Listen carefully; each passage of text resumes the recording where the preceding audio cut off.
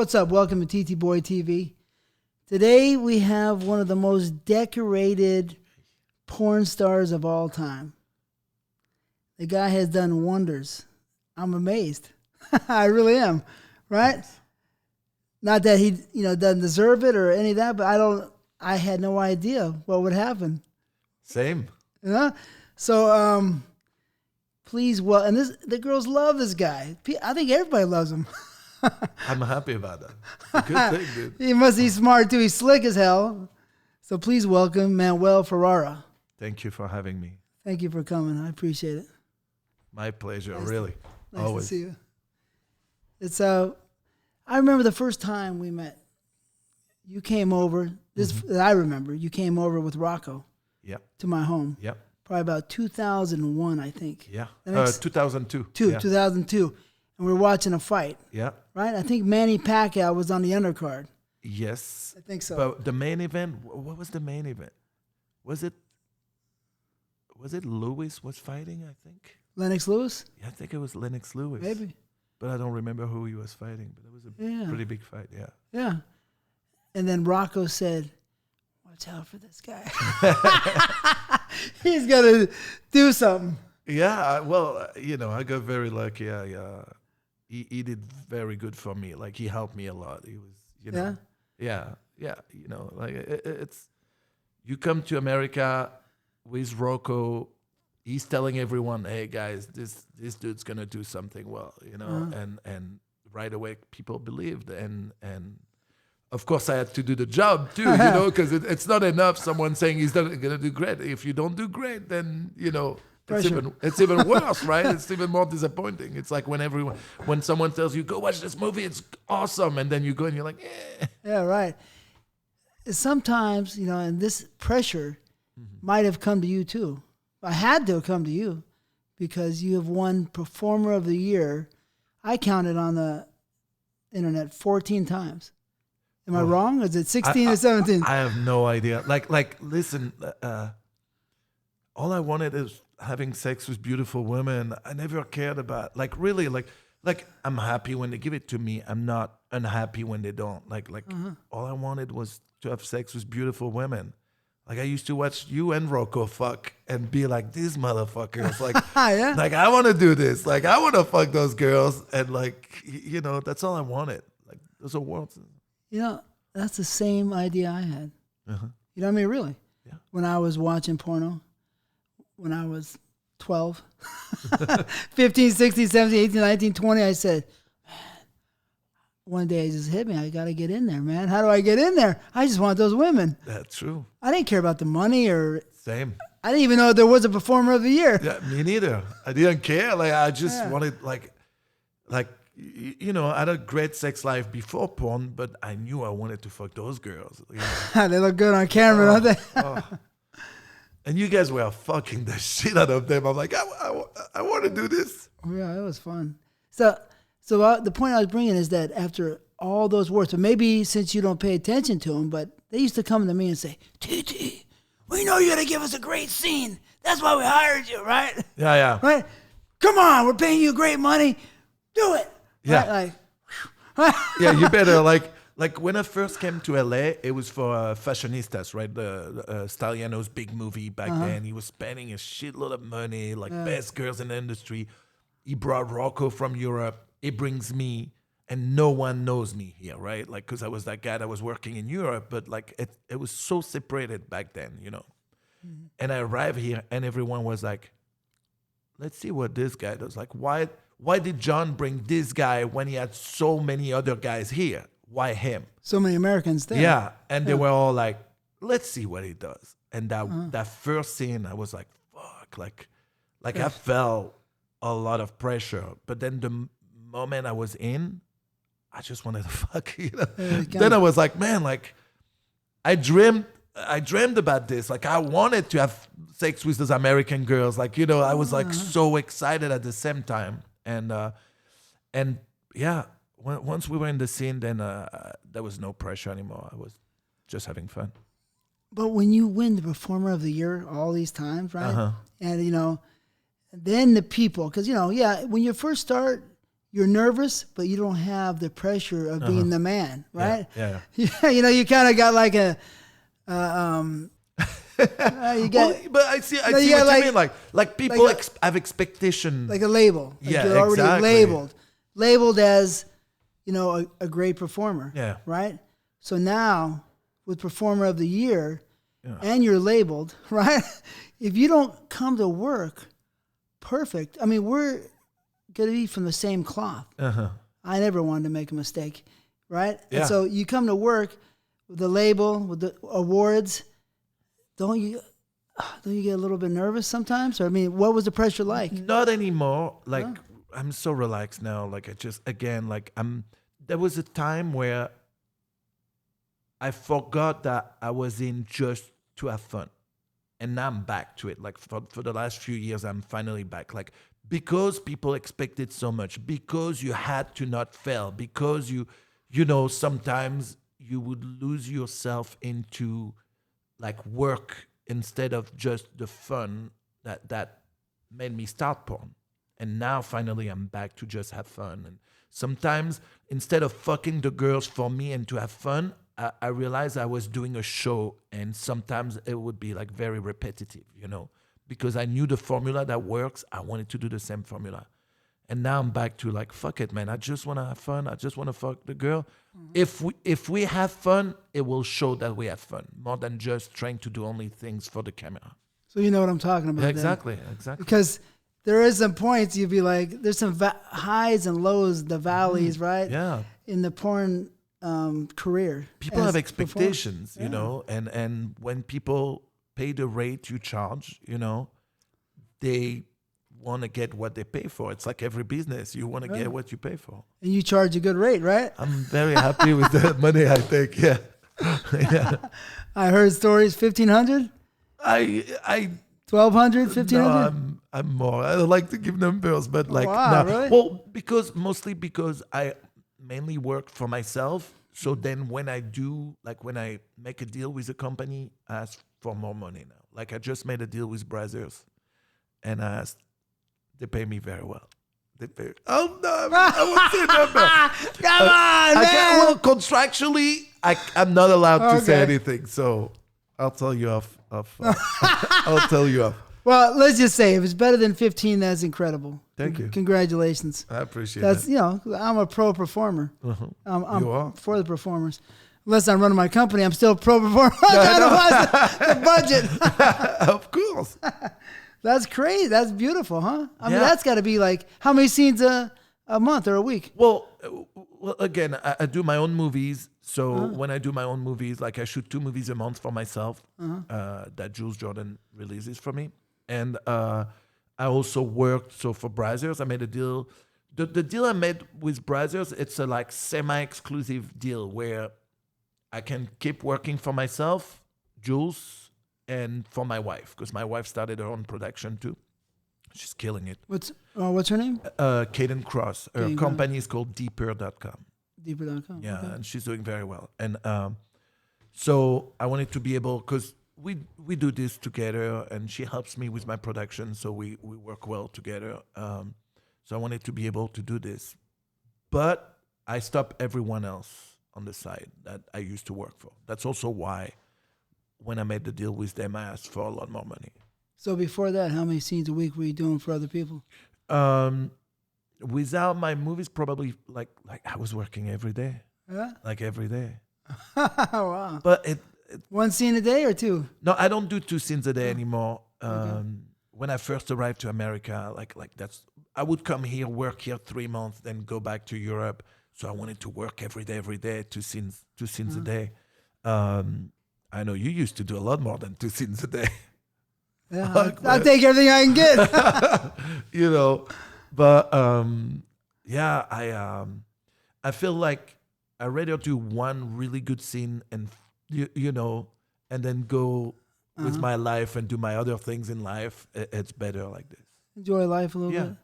Yeah. I mean, I love the girls so much myself. I just want to get them I all. know. So I know. So I just Dude, 4 scenes a day. Man, a lot. You don't understand. Like watching porn, before being in porn, there was 2 guys I was watching. There was, and I'm not here to kiss your ass or anything. You don't need that. But there was Rocco and there was you. Rocco on the European side, and you like. I remember watching gangbangs, and you were part of those gangbangs, and there was all those guys, and without seeing the guys, and I could always tell when you were fucking the girls because they were doing a different phase. That I feel like when they were fucking in the gangbangs, like they were going through the motions, and then you would get in, and their reaction was so different from the other guys that it made you so special to watch. You know, like we're the. I always talk about like, you know, the male performer are important in the industry, but obviously the bigger stars will always be the girls. But we're like the shoe shine. Like different guys will make the girls shine in the different light, right? Mm-hmm. And you were one of those guys with Rocco that would make the girls look so much better because they were getting fucked, not just going through the motion. Yeah. You know, it's important. It's important. I think that makes a huge difference for a male performer. Well, yeah, I totally agree. And you know what? When I was doing those games, you know, I did all kinds of movies. But when I was doing a lot of gameplays, I would see the guys, and I would just smush them out of the way. I know, dude. I know. I don't remember who the girl was, but I remember like you would get in, like she was getting fucked, and you see she's having fun, and then you would get in, and she's like what the fuck, you know? It was a good time. Shit, man. It was a great time. I was lucky. I felt lucky. We all are, man. Yeah. Let's do a cheers to Mother Porn. Thanks, Mother Porn, Thanks. for letting us come by. So yeah, that's cool. Because, you know, I always thought that Rocco was unbelievable. And he was like, truthfully, I love him, but he's like my nemesis on the other side, right? Across the sea. And he win all the awards. But it's healthy competition too. Yeah. Like it's good because like it pushes you to go and get better and do better things and fuck the girls and you know. Yeah. And he's a good dude. He's a great dude, you know. I love Rocco. I got nothing but love for him. Exactly. No, it's healthy. Yeah. It's healthy competition. You know? Yeah. It wasn't an unhealthy one. Of course. Because there's no hate. He's so nice. Rocco, always so nice to me. And I'm like, oh, thanks. So fun too, man. He's so funny, dude. Yeah, he's great. So how did you get your name? Actually, Rocco, there is an actor in Europe, in France, called Manuel Ferrara, and he was a boxer before he became an actor. And he did a lot of movies with a big French star called Jean-Paul Belmondo. And Rocco was a big fan of Belmondo, and he knew that guy. And when I was younger, I looked a lot like this guy. And back in the days, I used to only go with Manuel because Manuel is my real first name. And Rocco, when I started working for Rocco, he's like, hey, do you mind? Like, you look so much like that guy. I would like to put Ferrara. And I told him, listen, as long as I keep Manuel, because I don't think I would be able to like be myself with another name. You can put Manuel Ferrara. Then because I was in every Rocco movies as Manuel Ferrara, I was like, might as well stay Manuel Ferrara. Yeah. Yeah. Well, that's interesting. Rocco, yeah. It's good. That's a trip. Yeah. My stage name, because my middle name is Troy. Yeah. So Troy the boy, TTBoy. Oh, that's good. So I got my name too. I wanted to ask you about that because I always wonder. Yes, maybe I felt that way too. I wouldn't want a different name, right? I didn't even think about it, but maybe. Yeah. And here's a question, because I've heard that you're part Spanish. So what nationality are you and where are you from? So I'm French, born and raised in France, but with a Spanish mother.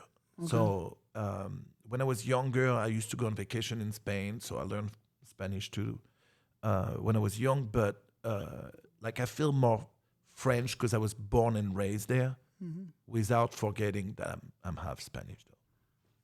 It's kind of like Russell Crowe. When he's the Spaniard, goes over to Italy for the Gladiator. Remember? Exactly. But you're already in France, so yeah. I guess it's not like that. My first language was French. I grew up in France, so yeah. When people ask me, I say I'm French. Yeah, it's easier than French, half Spanish, and French. So, how many years now have you been working? 23. This is my 23rd year. Because I started in France. I was still in college to become a PE teacher.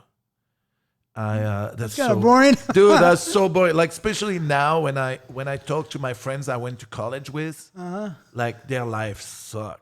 Like they hate their jobs. They do shit money. They're like, I would have been like them, like living in a shitty apartments in the fucking ghetto of Paris. Like not great. I made the right decision, but so the 3 first years of I did porn, I was still in college, so because I wanted to finish to get my degree for that, but then I had to make a decision. And right when I finished college, that's when I met Rocco and decided that this would really become my job. Yeah. So you met Rocco first? No, I started in porn in France, and I would do only like amateur shit, like super low budget and like things where I didn't want to be seen too much. I just wanted to fuck girls. It didn't matter if it was like distributed on a high level or small level, as long as I was fucking.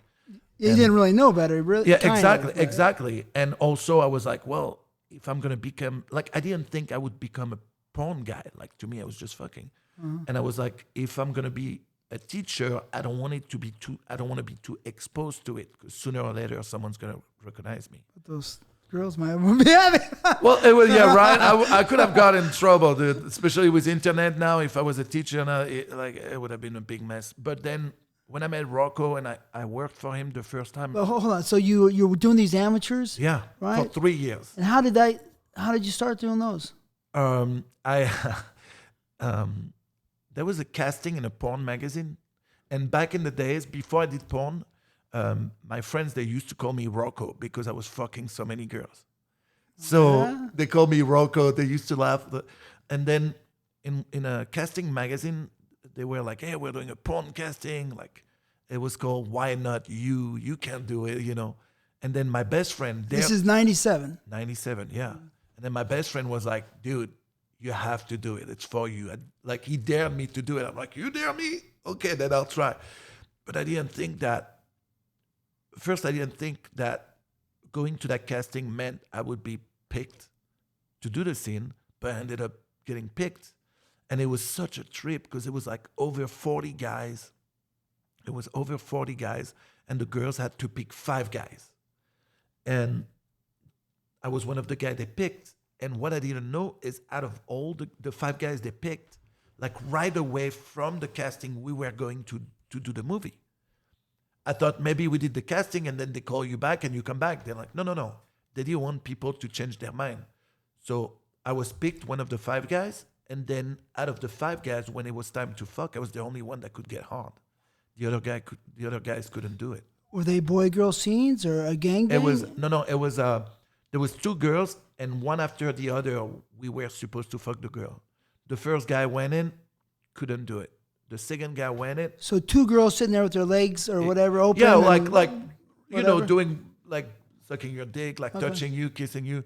And then the first guy go, but he couldn't get hard. The second went, couldn't get hard. The third guy went, and he semi got hard, and then put a condom on. And as he put the condom, he came in the condom, putting it on.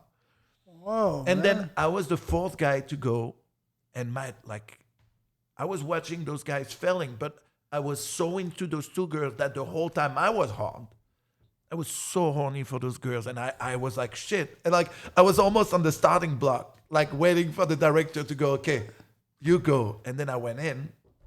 Unfortunately for me, one of the 2 girls started sucking my dick, and maybe like 10, 15 seconds in it, I came. And I was like, dude, I was so horny and so ready, right? I felt like a virgin. And then the director, first he was so excited because I was hard. And then like I come and the guy is like, do you think you can do it again? I'm like, okay, let me go wash my dick and I'll be right back. I went to clean up, came back, and I was still hard, ready to go. And then I ended up fucking the girls. Wow, really? Then they kept calling me after that. And wow, so that was pretty...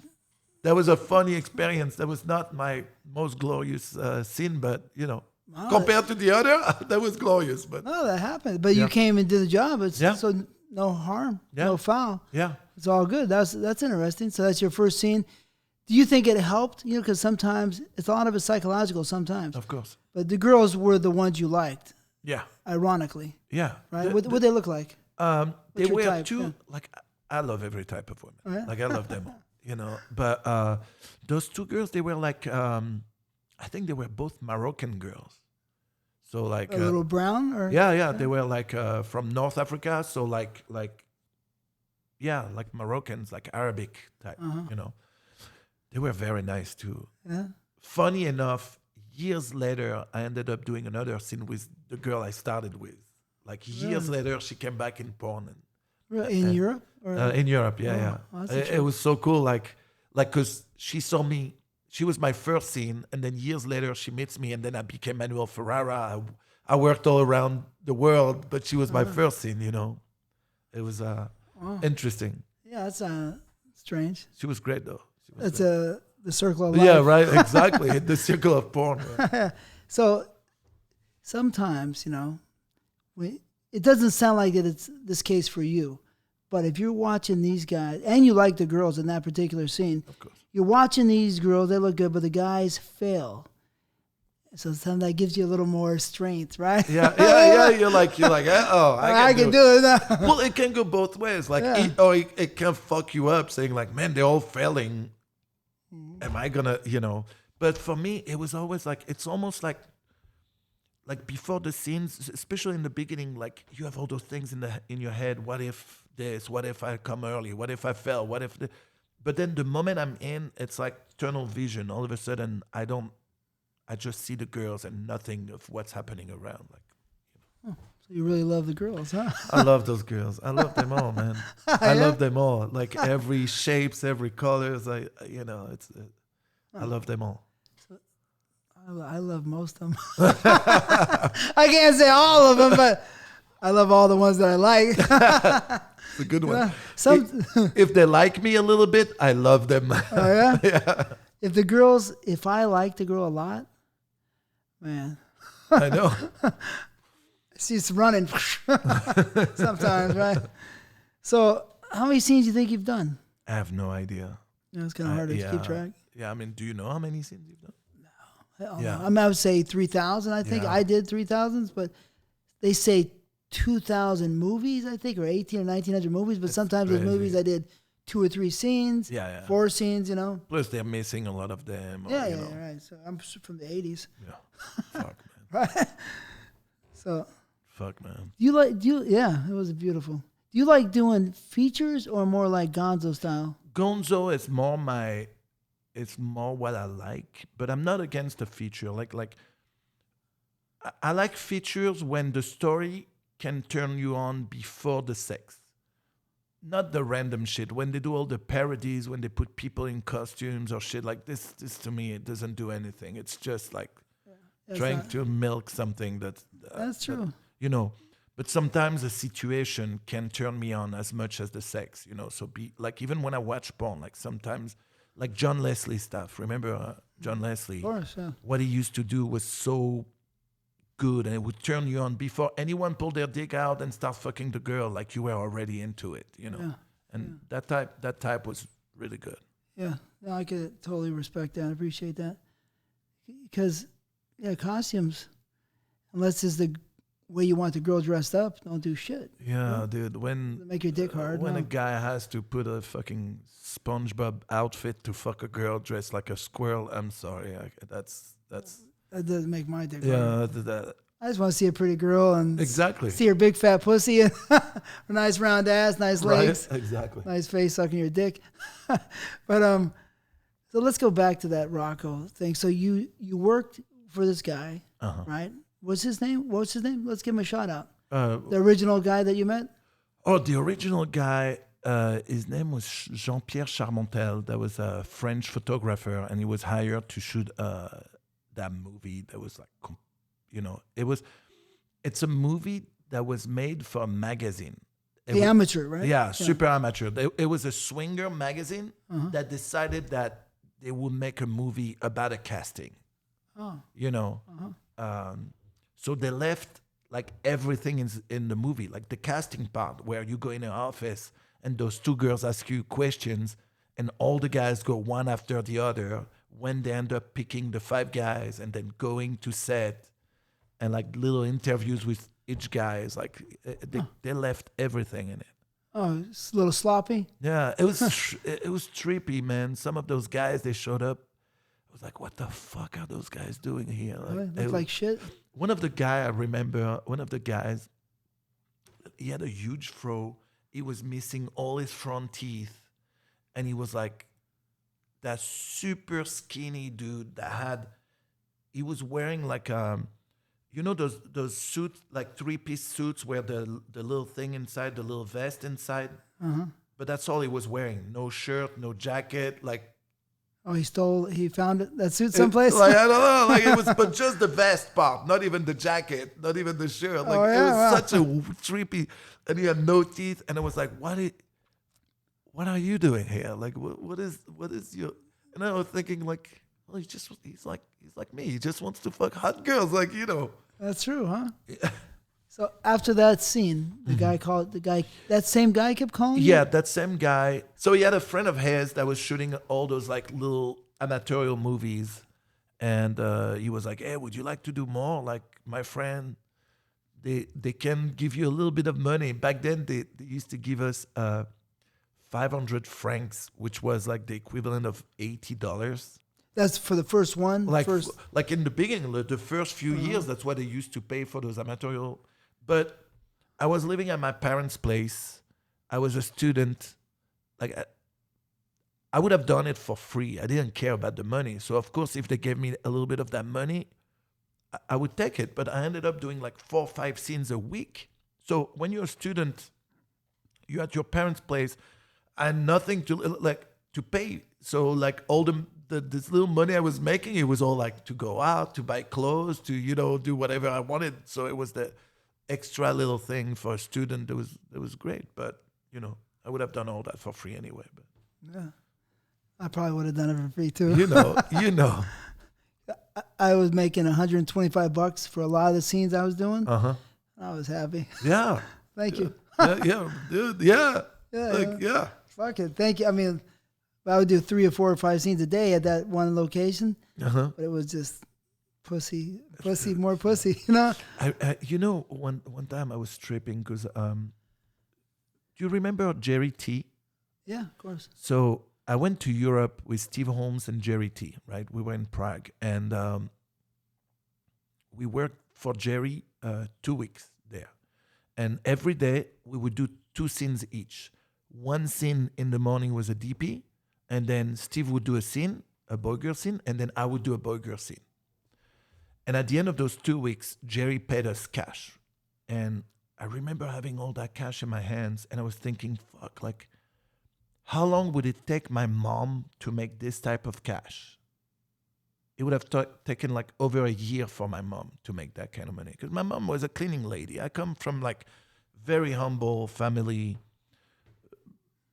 My parents didn't make a lot of money. We lived in like the suburb ghetto area of like Paris. Like we were all poor. And the good thing is my neighborhood, we were all poor. So no one we never felt poor because we were all poor anyway. You know, no one had something that we didn't have.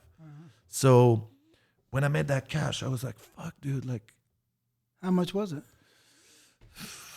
Back then, I don't know, maybe we made like maybe 15,000 in 2 weeks, you know, and my mom, like, she was making like maybe 1,300 a month being a cleaning lady. So it was like it fucks with your head sometime, you know. But you know. Yeah, no, I understand. Kind of. No, I understand. No, but yeah, I totally understand. But so yeah, the money from porn. So beautiful. I know.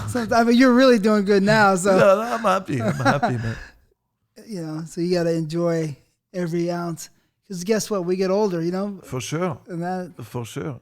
I should have kept performing, but I don't know. You know? I still can perform. I'm sure you can perform, man. Anyway, so, I'll make you a star, man. I'm ready. No, my girlfriend get pissed off. So you do these scenes 4 or 5. I mean, this is a great training ground for you. I mean, it's great. It's like the amateur league and getting ready to graduate, right? School or Exactly. But what was funny is a lot of those French performers that were already popular and doing like all over Europe, like porn, like give me some names. like David Perry, Jan Scott, like those were guys in Europe. There was a guy named Sébastien Barriot. They were guys that would work for all the big production in Europe. But then sometimes they were in France and they didn't have anything to do and they would go do a scene for like an amatorial production. So I've worked next to those guys before starting to go around.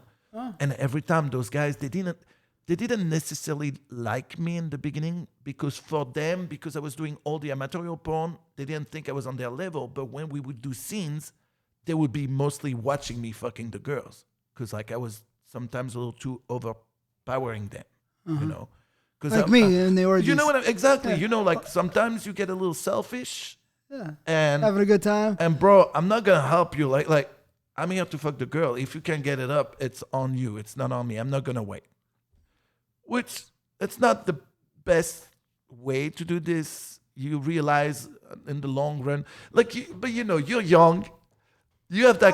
I don't know if it's not the best way. I don't know. You have the, but you know, it might be the best way. You have that competitive mindset, and those guys, they look down on you because you do all the amatorial shit. So when they feel when they're left behind in the scene, you're like, fuck. You know what I mean? That's a pride. That's a pride thing. Like, fuck you. You look down on me. Yeah. Now watch me fuck this girl. You know? Yeah. Oh, but now with the age, with my age now, I see the things different. Like it's important that people work well together so you get the best scene. I know it's bullshit, but you know. I have to say that. Not, you know, like you know. Well, I mean, if you're with your person you're working with side by side, right? In a three-way or something. Yeah. And you guys are cool. Yeah. Yeah. That's all good. You know what I mean? But I get it. Yeah. But if a guy shows up and he has an ego, yeah, you're like, shit, man. Fuck him up. Beat his ass. Bro. I used to do it. I know. I wasn't even trying. But, you know. You got to be a little selfish when you fuck, man. Like. Yeah. But I used to do a lot of scenes with Peter North and Mark Wallace. Right, we do a lot of three-ways, and sometimes I would take a little extra from Mark Wallace. He'd get mad, but you know, Peter North is like my brother. I could never, you know, be. And he wouldn't give a fuck anyway. Yeah. Go ahead, do the work, right? Yeah. Okay, but yeah, you know, never disrespectful to them, but of course, for sure, we know. Yeah. That sometimes, but so that's interesting. So that's a trip because they wanted to get some extra pussy, you think? I think it was just like they wanted to make a little extra money and they're in France and they're not working and they can fuck that day and make a little extra money. Easy, right? Easy. So they would do it. But, you know. Are they still making the same money as you, $80 a scene? I think they would make a little more because it was like they had like a notoriety, you know, like, you know, they were working for Rocco, for private, for like American companies that go in Europe, things like that. But then, you know, and yeah, they didn't like it, man. They didn't like working with me, that's for sure. Really? Oh, no, they didn't like me. You know, like I was always so different from those guys because I live in a... Those French guys, they like to party a lot, right? And I was never a party guy. Like, I like to go out. But I don't drink. I don't smoke. I don't do drugs. So back in the days, they used to make fun of me because I would drink grapefruit juice, right? They're like, the grapefruit juice guy. But the way I see it now, I'm still around, and those guys all disappeared, and you know, and I did my business the right way, and those drugs will fuck up your heart, fuck up your performance, fuck up your mind. Yeah, of course. And a lot of people got to know that performing is mind, body, and soul. Of course. Everything together. But, of course, that's with a natural performer, right? Well, now that has changed. Like, back in the days, that, like, all the pills, all this, like, either you could do it or you couldn't. Yeah. You started as natural. Yeah, of course. Are you still natural? Still natural, yeah. All right. I have to. But that's also, listen, that's also what separated me from a lot of performers is because like a lot of the guys that take pills or now even injection or shit like that, they don't have to work to get hard. So they're like an automatic pilot. So I have to do all the things that turn me on, which mean kissing the girl, talking to the girl, like going and spread their asses, like, you know, all the things that actually makes the performance more real and better to me, like the real sex, what you would do at home. Those guys, like a lot of them, you see them and they're hard. They look at the ceiling. They put their arms behind their back like it's the porn in the 70s. You know, like they don't have to do all the things that we would need because we're natural, you know. Yeah. So you're telling me a little bit that they're passionless? Exactly. Yeah. Like you see those guys, they're like, you could put a dildo on a wall and they'll have more like, you know, character than some of those guys. I'm going to go later into the performers, but we'll wait a second to blast them. Yeah, right. Because we still want to go deeper. So, but that's interesting. Yeah. But me, myself, as a performer, I need to kiss the girl. Right? Same. I want to kiss the girl, love her, touch her. I can't, you know, it wasn't that easy to get a hard, even though I could out of my pants, just, you know, focusing, but it's a lot better to touch her and kiss her. I realized that if I come in a scene where like the guys are like, okay, so you're going to come with your dick already hard. So like you have to start, like the girl does her tease and you start jerking off. I'm going to do the whole scene where I have to keep jerking off. Versus if I let my mind go into it and get turned on, then I don't even have to touch my dick. It's going to stay like that where, you know, it's my mind doing the work and not just a physical thing. Mm-hmm. Yeah, real hard on, you know. Yeah. Could be hard to come by. Right. A natural one, right? Yeah, exactly. But staying healthy is a big deal. Staying healthy. Listen, and I'm not against people. Like, listen, I think people should do whatever they want in their life. You know, it's your body, it's your life. But there is a time to do it. Like, you're not going to do shit before you do a scene. And if you do, you're stupid. You're going to fail no matter what. Oh, yeah. You know. I can't imagine that. I mean, I had Paul Thomas. Uh-huh. You know Paul Thomas. Yeah, I know. He was on here, and he used to do cocaine before his scene. Yeah. In the 70s, right? I don't know how he did this. I could never do that. I don't know how he did this. Oh, wait, man. That was fucking... Paul Thomas stories are the best, dude. Like, he's unbelievable. Like, unbelievable. Yeah, he's special. Yeah. He's a crazy motherfucker. Really. Did you... Dude, yeah, he's got stories and stories. That story about him waking up at his neighbor's bed with a giant dildo in his ass. Yeah, you heard that one? He told me. Oh, yeah? He told me the story. I was like, what the fuck, man? It's crazy. And Joey told me some stories the other day. Some crazier stories. Yeah. Right? But fuck, I'm not at liberty to discuss those.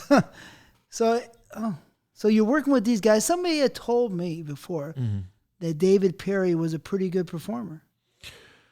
David is a very good technical performer, but the passion is not there. That's a problem to me. Like if you want someone reliable and that brings the scene home, he's great. If you want someone that's really passionate, it's not the guy you go with. Really?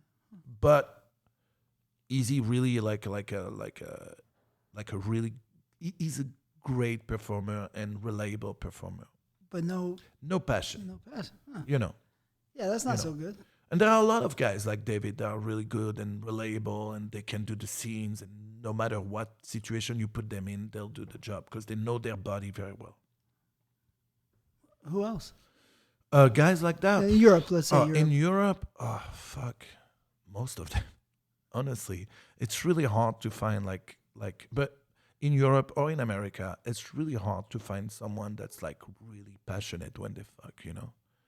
But again, it doesn't mean they're like that at home. Like we're also like doing something that's very unnatural, you know. Like you have to fuck, but you have to always remember you're doing it for a camera. You have to pick angles. You have to do position that you probably won't do at home. Like I never do reverse cowgirl at home. I do. You do, but it's like, not because I don't like this position. Yeah. So at home I don't do it, but I do it in movies because like it's still a movie. We're still doing a show, you know.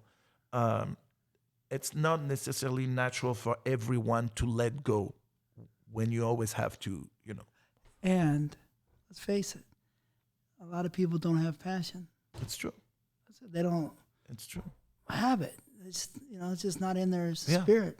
And most of those guys, maybe at home, they are also like that, where they fuck, but they're not connecting with the girl. Yeah. I've seen it so many times on the sets. Oh, Guys yeah. come in, you know.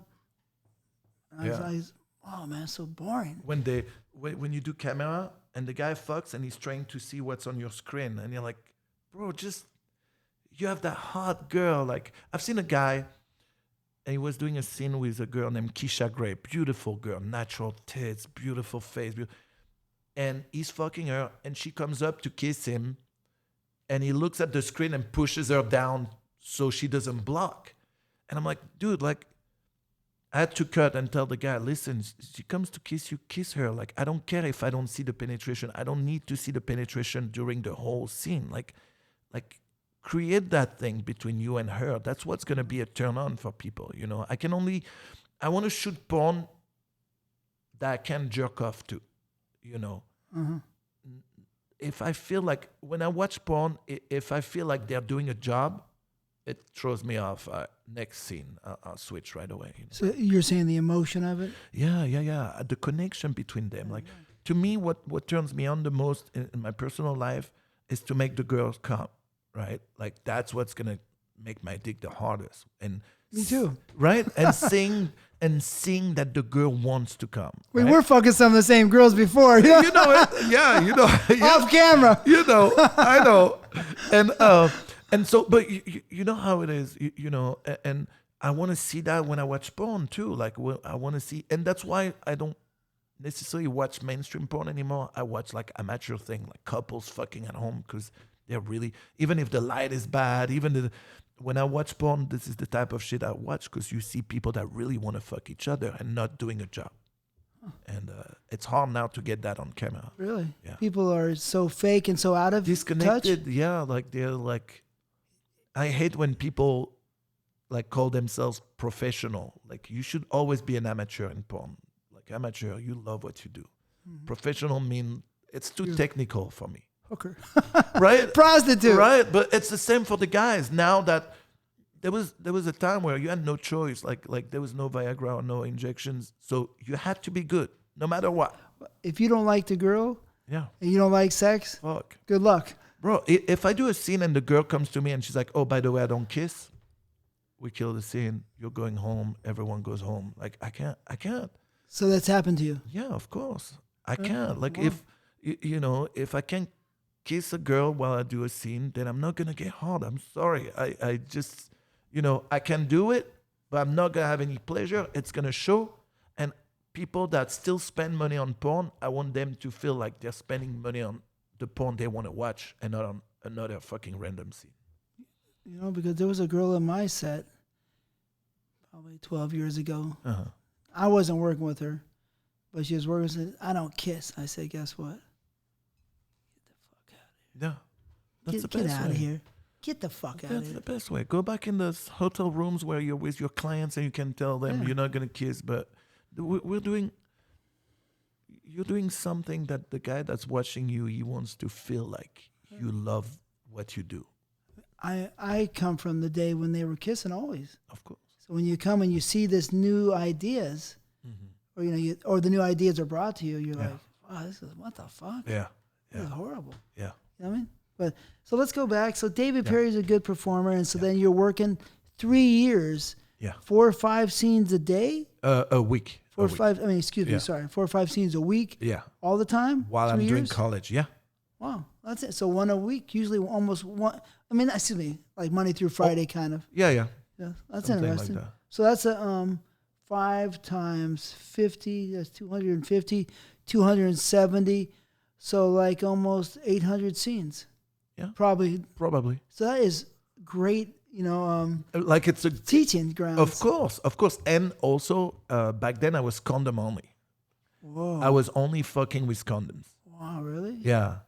Even in my private life, the first time I ever had sex without a condom was on Rocco's set. My first shoot for Rocco was the first time ever I had sex without a condom. Wow. That morning I jerked off twice before going to do the scene because I knew I would come too early. Wow, that's wild, man. Yeah.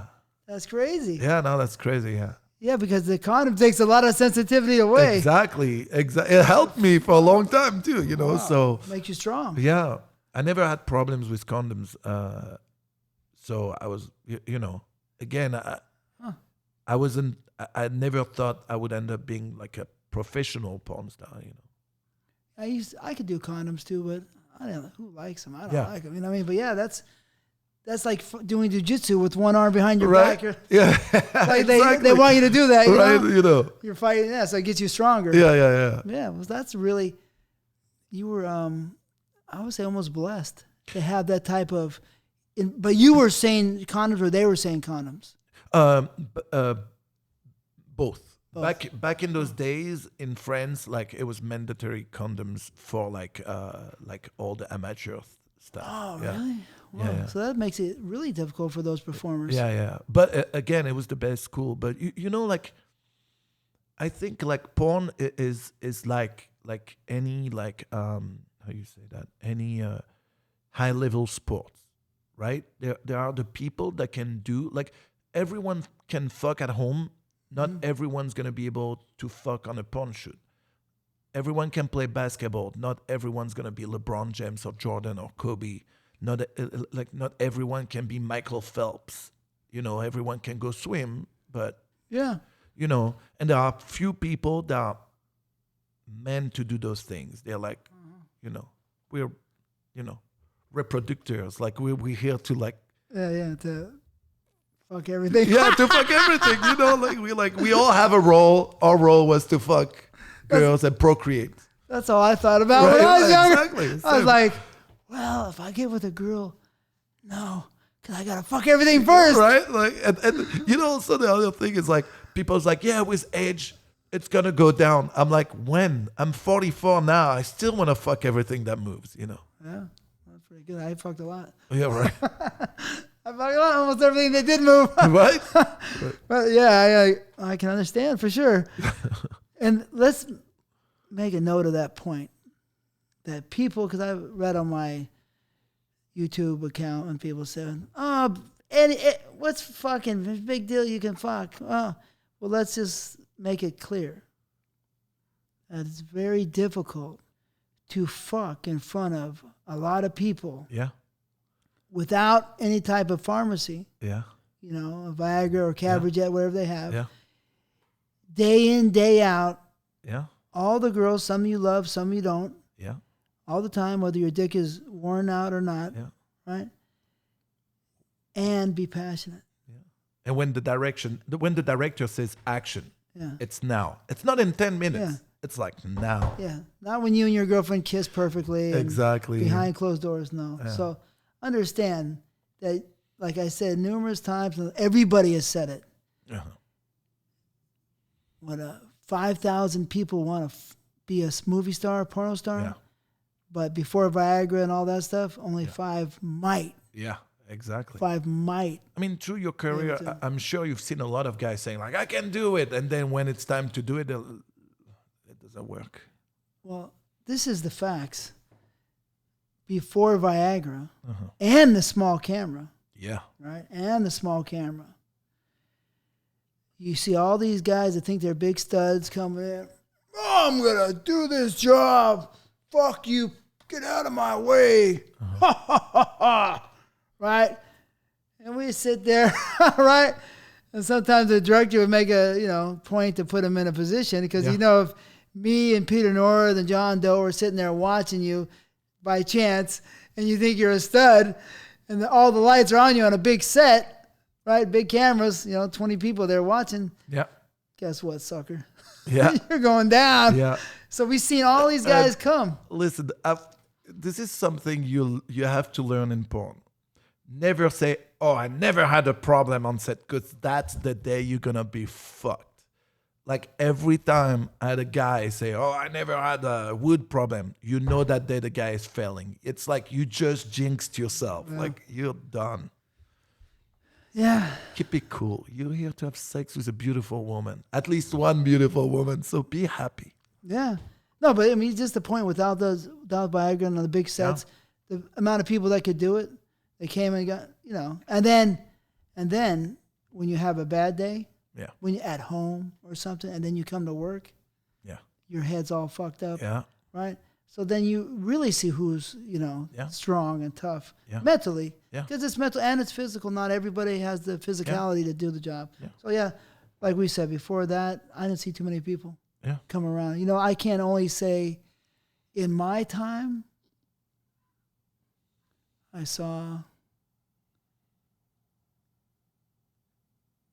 think I only saw one guy that was he was natural. Bobby Vitale was natural. Bobby Vitale, yeah. He was natural. He was decent. I think before he got drugged, partying. But of course, Mark Davis. Mark Davis was, strong. Yeah. But because I was before Mark Davis, but nobody else that I can think of in my head, So. Yeah. And I don't think, so that's probably basically like 1 to 2 people per decade. Yeah. Right? No, I agree. That's what I think. Yeah, I agree. So you have a great training ground, and that Condom really made you like Superman, kind of. When the first scene I did for Rocco, the agent was there, and it was a scene. It was supposed to be Rocco, 2 girls, and me, and Rocco didn't feel good that day, so he pulled out of the scene. So it ended up being just me and the 2 girls. Rocco didn't feel good? Yeah, he didn't feel good that Sick? morning. Yeah, something like that. So he was like, you do the scene today. And I was like, okay. So it was going to be It was supposed to be 2 on 2. 2 on 2. 2 girls together. Which was a lot of pressure for me. Like doing my first scene for Rocco with Rocco in the scene, I was like, fuck. Because you're a fan of Rocco. Exactly. Exactly. I mean, Rocco's the king of a lot of Americans don't know. Yeah. But Rocco Siffredi was the king of Europe. Yeah. Maybe still the king, I don't know, right?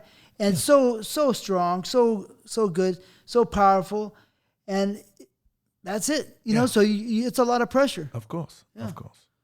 And then I remember the agent stayed because he didn't know me, so he wanted to see like why Rocco brought me to Prague. And I killed the girls that day. Dude, I was on my A game. Like I was.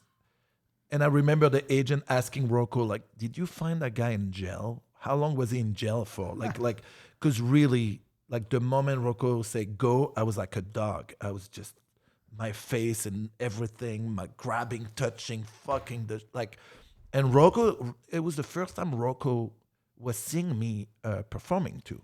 Because Rocco's cousin, Gabriel, who unfortunately passed away 2 or 3 weeks ago. Oh, wow. Yeah. I met the guy before. Yeah. He lived in France. The camera. He's always shooting camera. Right? Yeah. He lived in France and met me in France through the amatorial, Shooting you or just meeting you? Well, he was shooting a movie in France and he dated French girls. And a friend of mine was friend with him. So that guy told him, hey, I know a guy that works with all the girls in France. So he called me. He's like, hey, my friend Gabriel's looking for 3 girls. Can you help him? I'm like, sure. And I didn't know who Gabriel was originally. So I'm like, yeah, sure. Is your friend? You're my friend? For sure, I'll help you. So I found 3 girls. And then Gabriel called me and he was like, hey, since you brought the girls and you're a performer, do you want to do the scene with the 3 girls? I was like, sure, great, even better. So I went to do the scene. And when he saw me fuck the 3 girls, he was like, dude, what are you doing? Like, this is what you're supposed to do. Like, I want to bring you. He's like, I'm living on a vacation for a month in Cuba. When I come back, I'm taking you in Prague with me to work for Rocco. And first I thought he'd just say that. He was trying to be nice. And then 2 weeks later, he's in Cuba and he calls me and he's like, hey, don't forget, like you have your passport, you have everything, because in 2 weeks, we're taking you. And then it became real. Like, it's like, well, wait, what? Like, I'm really going to work for Rocco? I'm really going to Prague? And I was like, should I do it? Should I not do it? I just finished college. If I work for Rocco, then I know for sure, like, I'm burnt. Like, to be a teacher. I'll never be able to be a teacher. Right? Because his movies go all through Europe. Worldwide, Europe, Broadcast, everything. And France, he's got a huge name. And I was like, you know what? Fuck it. Let's do it. And I went. It was changed my life, man. So you killed the 2 girls? I'm doing the scene with the 2 girls, and I was like, fuck, man. They were nice? I loved it. They were so nice. I remember one of them, her name was Sandra Russo. She was a blonde girl, like super pretty Czech girl. And my attention was really focused on her because I could tell that she liked me. So like, but I was like all over the place. And then I remember after like that day, we went to a restaurant in the evening and Rocco was just raving about me. And it didn't feel real. Like it felt like, okay, I'm going to wake up anytime now. Because like Rocco Siffredi is telling me like how great I am at this. Wow. And you know, it was good. It was fun. Wow. Was that in Budapest? It was in Prague. Prague. Oh, so you went to Prague? Yeah, I went to Prague the first time. Okay. It was a Prague girl in Prague. Yeah, two Prague girls. Two Czech girls. Yeah. How'd you like Prague? I love Prague. I love Prague better than Budapest, actually. Really? Why? Yeah, I don't know. The girls, I feel like the girls are more friendly in Prague. I feel like the Czech girls are more friendly than the Hungarian girls. Wow, really? Yeah. I felt the other way. Really? Yeah. See, we all... That's crazy. You know. Yeah. I mean, the truth is I never tried fucking those girls. Yeah? Maybe I fucked one, but I like my girls browner, but there's some pretty girls, for sure. Oh, some of those bodies. And some faces, like too. Like faces and like, you're like, what, you know. Sometimes the Ukrainian girls would come over to Czech and to Budapest. And to Budapest, I remember that too. There were some that were really sexy, Yeah. Some of those bodies, you're like, what the fuck? Like tiny waist, huge natural tits. Like, I remember some of the faces. Those faces probably were they were very pretty. Yeah. So that's interesting. That's really pretty trippy, right? So then you got to be feeling pretty good. I felt great. I was like, but it felt unreal. Like really, like it felt unreal. Yeah, I can imagine because you kind of spent 3 years in the ghetto, right? For sure. Get me out of the ghetto. No, some of those first 3 years, like the porn I was doing, they were not like beautiful girls. They were like, sometimes they were like chubby ones. Sometimes they were old ones. Sometimes they were ugly ones. Sometimes they were like old, ugly, and chubby. Oh shit! Really? But I love with a condom. But I love them because for me, it's not necessarily like. Of course, I like pretty women, but more than anything, I like women that love fucking. So I rather have a girl less pretty, but when she fucks, she wants to fuck, than a beautiful girl that doesn't give a fuck. You know, I'm sure you've worked with some girls and you're on set, and clearly the girl doesn't want to be here. Yeah. And you're like, what the fuck, man? Like, yeah. Oh yeah. Well, yeah, for sure, man. You know, because you don't even know what I went through, man. I just, people always talking shit, so you don't even know how many times the girl, people in their ear, telling TT's. Yeah. I can imagine. Here we go. The girl's drinking. Yeah. Don't fuck me too hard. Right? That's the worst. That's not me. If you like it. If you don't. That's the point. Yeah. That's what I tell everyone. Like, like I told you, I do that thing on Twitch, but people come and they're like, wow, like you're so different that from your scene or where you fuck the girl, you're so hard. I'm like, no, you don't get it.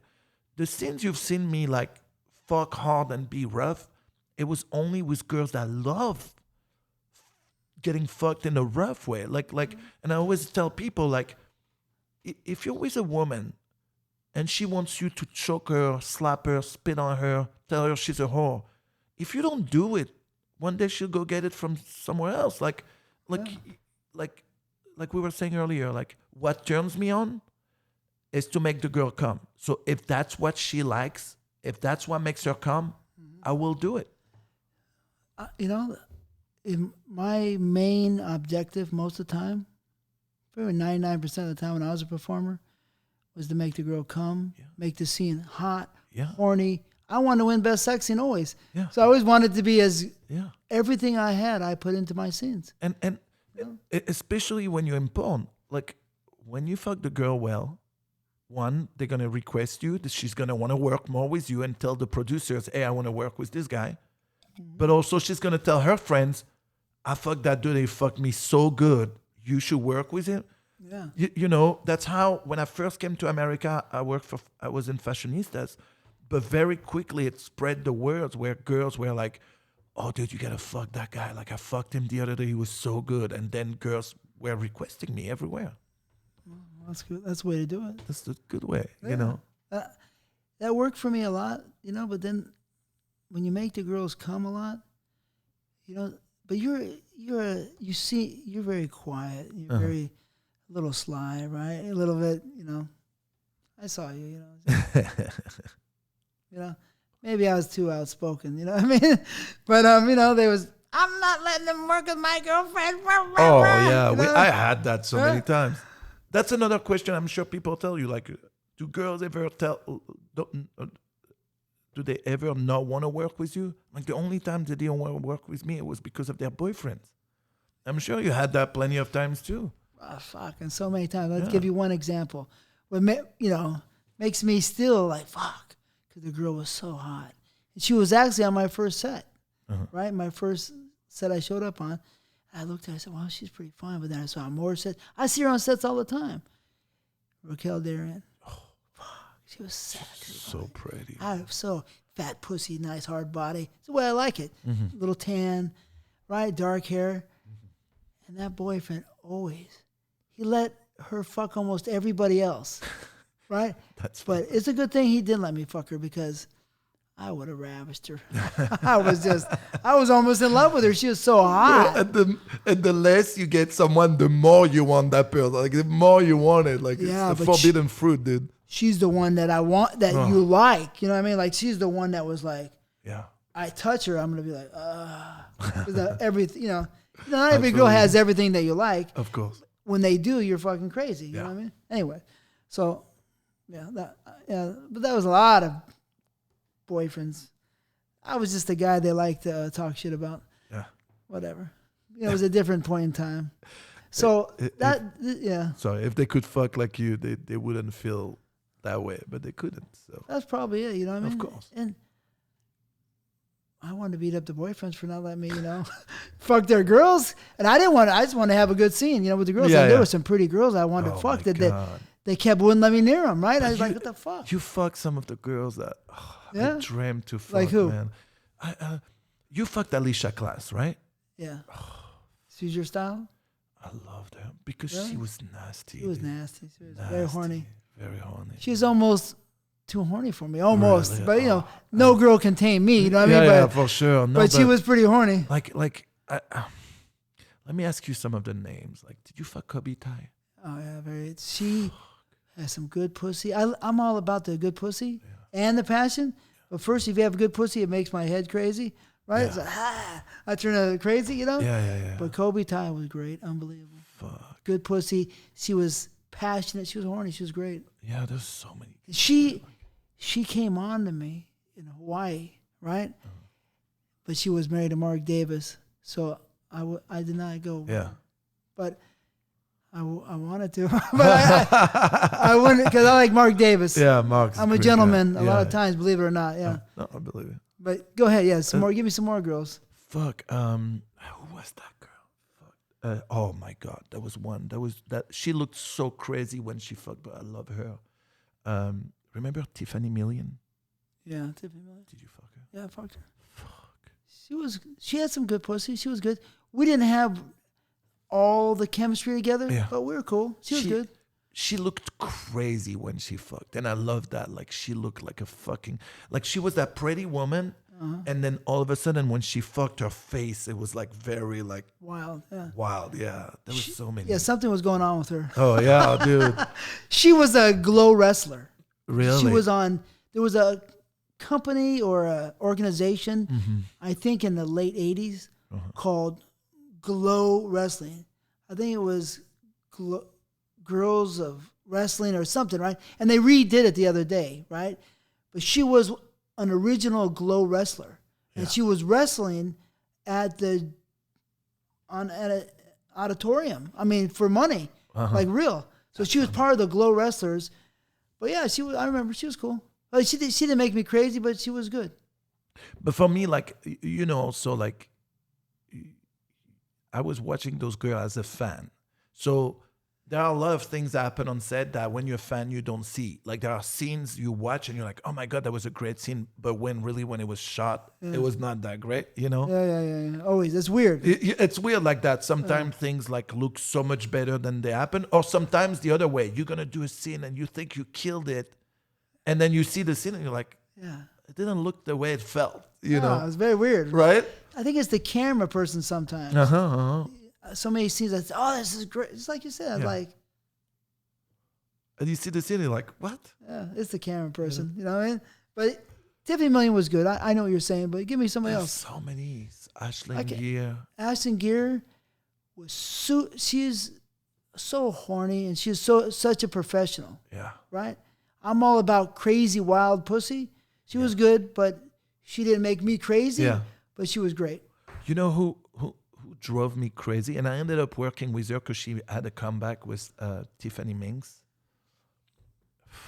I work with Tiffany Minks a lot of times. I loved her. Did you? The first time I worked with her, like I think I came in like 5 seconds.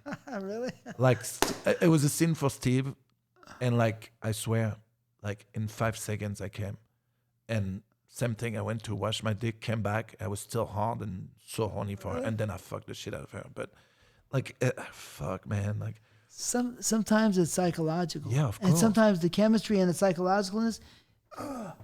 Sometimes not just the pussy. It's just like you're saying, like the heat, and you want to fuck him so much, and then you get too excited. But yeah. See, in my mind, I already fucked Tiffany Minks so many times because I jerked off to her like 1,000,000 times. So the one day where I can finally fuck her, I died that day.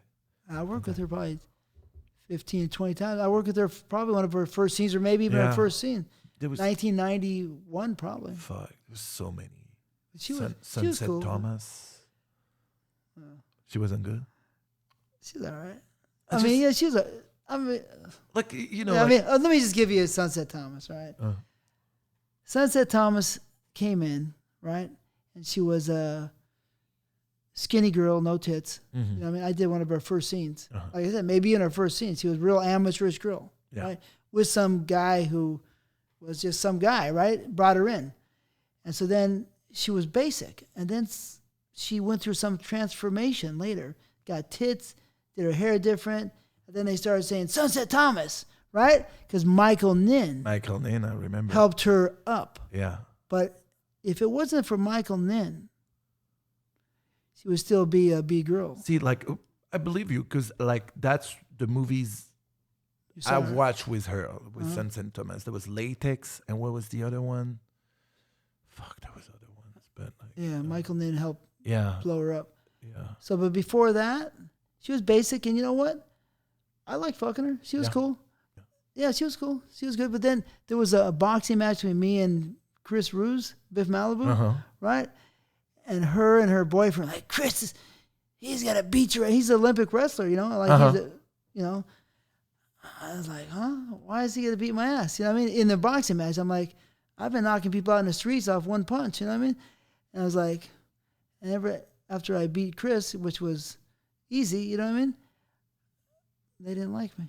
So weird. They were so involved in this. They're like, you've been our friend. We don't like you anymore. They wanted me down. Dude, everyone always wants TTBoy dead.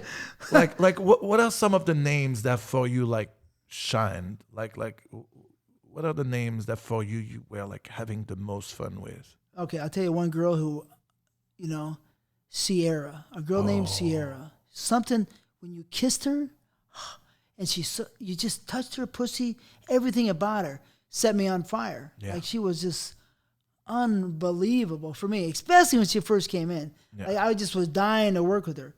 Kitty Young was Asian. Korean. Yeah. She was great. A girl named Shawnee Cates.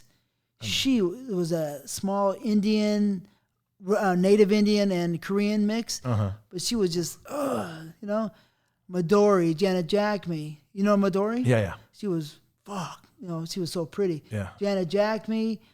I actually like fucking Rebecca Bardot. Really? She has this big fat pussy. I loved her. I used to go out with Bianca Trump.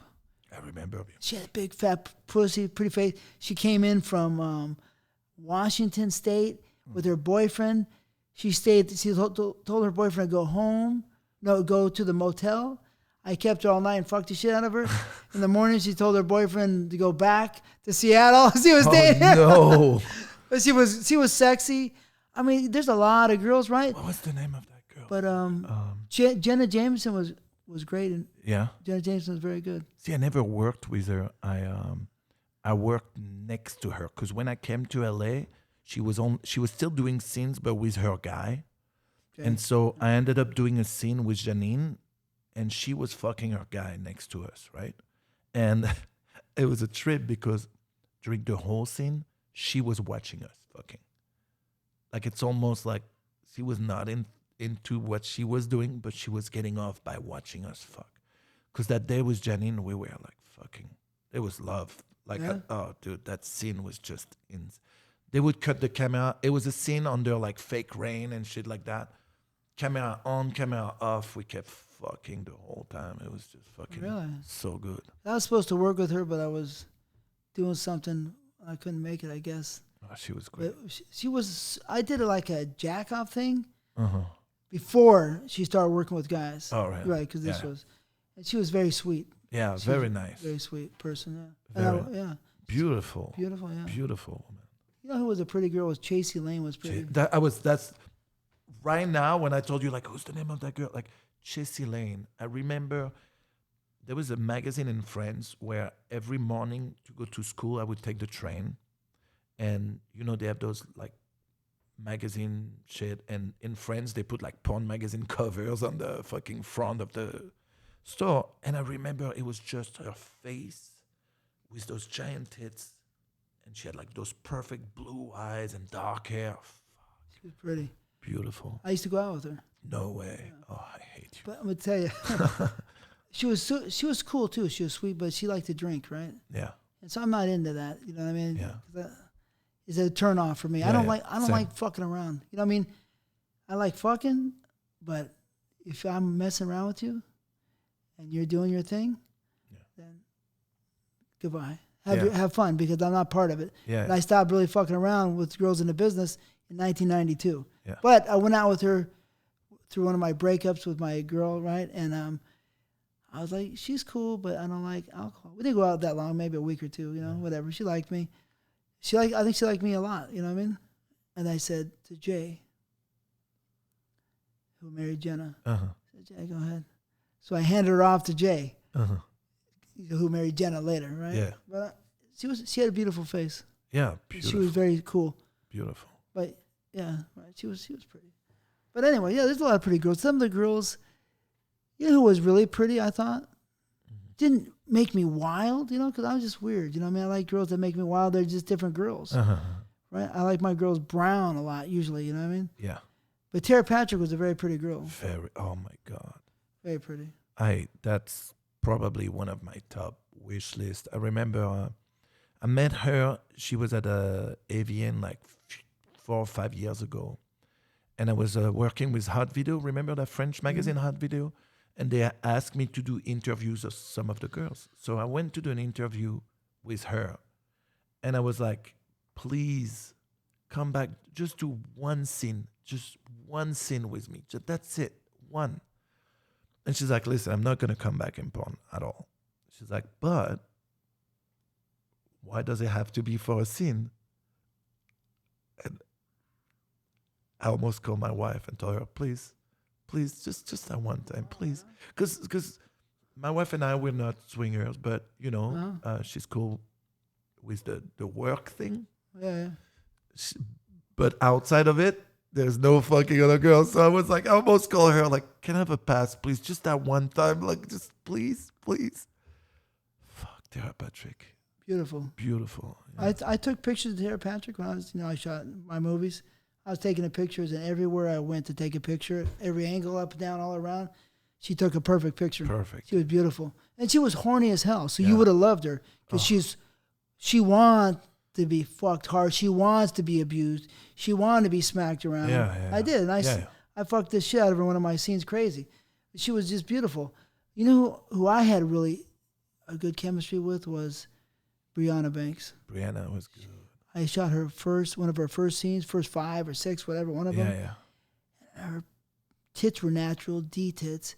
Pussy was so fat, so perfect. That's one girl that stands out for me. Yeah. But there's a lot of girls. There was a girl named Jamie Summers. Yeah, I remember Jamie I worked with her. She was hot. There was other girl called Felice Traub. You probably can't remember her, but there's a lot of different girls. Let's see, there are a couple of redheads. I remember the Vivid Girls, man. Like back in the days, like that was the shit. Like I remember like opening magazines, and the center you could like unfold it, and there was all those girls, and I was like, wow, Which one? This is my dream, man. Like this is my dream, and now I live this dream. You know, like I'm fucking all the girls that back then. Gentile was a pretty vivid girl. Remember her? Yeah. She was pretty. Yeah. I don't know, man. You know, they start fading away. You know, really, truth is around 1999, I started producing more. Yeah. And I started fading away, you know, from being a performer for other people. You know, I don't know, it just worked out that way. It's a natural thing, you know, it's a natural progression. Yeah, but not really. I just got so deep into producing and, I mean, you stayed working. Yeah. Rocco stayed working. But the way you did, but Rocco and I, we never did what you do, like what you did, which is like starting, like you became an entrepreneur. You started your own company. You started, like we were talking before the podcast, you were doing everything. Like you were like going from shooting the movies, like making the deals, collecting the money, sometimes boxing the movie. Like you did everything. Like you worked your ass off to get what you got. We stayed more like, we have our companies and we did well also, but in a different level that like we never did what you did, which was to the next level, you know? Yeah, I went pretty hard, you know, and at one point in time, there was no way for me to perform. Of course, yeah. Because I was too... Yeah, you were like having like a full-time, like a double full-time work. Yeah. And, you know, it just worked out that way, right? And because I have love for porno, you know, I mean... I gave all my love, you know, to porn. Yeah, I still have a little left, right? But I gave it a lot, you know. But let's go back to this Rocco thing. So this is great, you know. What I mean, he loves you and he's pumping you up, big time. And then what happened after that? You start working again. And then after that, he started like there was like 2-3 years where he started taking me everywhere, like everywhere he would go. I ended up in Rocco's movies doing more scenes than Rocco himself. Like sometimes Rocco would shoot a movie, it would be 5 scenes in the movie, 2 scenes with Rocco, 3 scenes with me. Rocco, he always had this problem in his movies where the energy and the passion he brings in his scenes, it's very hard to match, right? The problem he had is sometimes he would do scenes and then he would shoot scenes where he wasn't in it. But then it meant that his scene was high level, and then the next hit was boom. The energy level was not the same. The passion was not the same. So he always needed guys on a similar level, although we were different. For a while, he had Nacho. Yeah, that's what I was wondering, because Nacho was there a lot, right? Nacho before me. Before you? Yeah, before Nacho, there was a guy named Akan. I don't know if you remember, you know. And then there was Nacho, and then there was me. Like, Rocco always understood that the scenes he's not in, he wanted to match that level. So he needed another strong guy to be with him, which was very smart. Because otherwise you would watch some Rocco movies and some scenes were like the best you've seen and then the other ones were flat, you know, because those guys were not. And it didn't matter. He could have put 10 guys in the scene. It was never the same energy, you know. So it was good. For 2-3 years, I was working so much for Rocco. How many movies or scenes a month might you do? He didn't do that many movies. He didn't do that many movies, but like Rocco, back then he didn't like to work in winter, so he would stack everything like in the summertime, like from April, May to like October. We were working like a lot. He didn't want to go out there and freeze to death. It's cold as fuck out there. It's so cold, right? And so the good thing is like I meet Rocco beginning of May, so that full season, and I worked for Rocco. And then, of course, everyone in Europe was wondering, like, who is this guy that Rocco puts in every movies? And so other productions started contacting me to work for them. They're seeing you in the movies. Exactly. They were like, I mean, you've been to Budapest. It's a small business there. Like, everyone knows what's going on. So if there is a guy that works almost every day for Rocco, those guys are going to be like, who is that guy and why is he working that much? We need him in our movies too. These are European companies at that point in time? Yeah. And so I started working for everyone all over Europe. I would go in Italy and Germany and Spain and like, which was good because like in the beginning when you're young, traveling is cool. I would, be a week in Spain, another week in Germany, 3 days in Hungary. Like it felt cool. And then after 2-3 years, it got old. Like traveling all the time. I was tired from traveling so much. And right at that time, John Staliano, he's seen me in all the Rocco movies and Christoph Clark's movies. And he contacted me. It's like, hey, I'm doing this big movie, but you need to have a better English. Your English is not too good. There's going to be dialogue. So I need you to work in your movie, and I want to bring you to LA. And I was like so excited, man. I was like, yeah, for sure. 100% I want to go. And I've never been to America ever in my life. So he contacted you? Yeah. From Rocco, of course. Yeah, from Rocco and from Christoph, because I was working for Christoph Clark and Rocco so much that they were both released through Evil Angel. So he would see me in all those movies doing the type of scenes he likes. So. How much was Rocco paying you for the first scene and then afterwards? Rocco paid me very well right away. He was paying me 500 euros right away. So I went from $80 or 80 euros back then to 500 euros a scene. How'd it feel? Yeah, great. Like, dude, Rocco is not a cheap dude. Rocco is very generous, and he knew also what he was doing. He's like, that's an investment for him too. If you don't pay your guys right, they'll go somewhere else, get the job. Although I've never been like that. Again, I've never done this for money, and I'm a very faithful in my friendship, more than in love, but in my friendships, I'm very faithful. And I always listened to Rocco. Rocco was, like, there are a lot of people that Rocco didn't like in Europe, but he never told me, like, don't work for those people. I don't like them, but try. And then if you like it, keep working for them. But, although if he would have told me, hey, I don't like those people, I don't like you working for them, I would have said, okay, I don't work for them. But it was also important for me to make my own idea of who those people were. And for some of them, he was completely right. I didn't like working for them. It was not like the guys were not nice to me. It's just their way to fuck, or their way to have people fuck in their movies was not my way. Again, like when you go on a set and the director tells you, hey, I want to keep the makeup clean, so don't kiss her. I'm like, bro, I can't fuck her if I can kiss her. Mm-hmm. So, like Pierre Woodman, for example, I worked years ago for him the first time. That's the first thing he told me. He's like, hey, I don't want you to kiss the girl because her makeup, I don't want it. And I was like, dude, like I can't fuck her if I can't kiss her. Like, if you want in between, get the makeup artist to go. Otherwise, I can't do the scene. He let me do it. Then after that, he wanted me to work for him more. I'm like, listen, Pierre, you were very nice to me. Your way is not my way. I'd rather not work anymore for you. A lot of the Italian productions were like that too, where like it felt like you were working. And I never wanted to do this feeling like I'm working. So I tried once and then I would say no. But, Really? Yeah. I never, like, again, I when you don't work for money, it's not as important for you to stay doing only the things you like. And by doing it that way, I really built my career in a very healthy way for my head.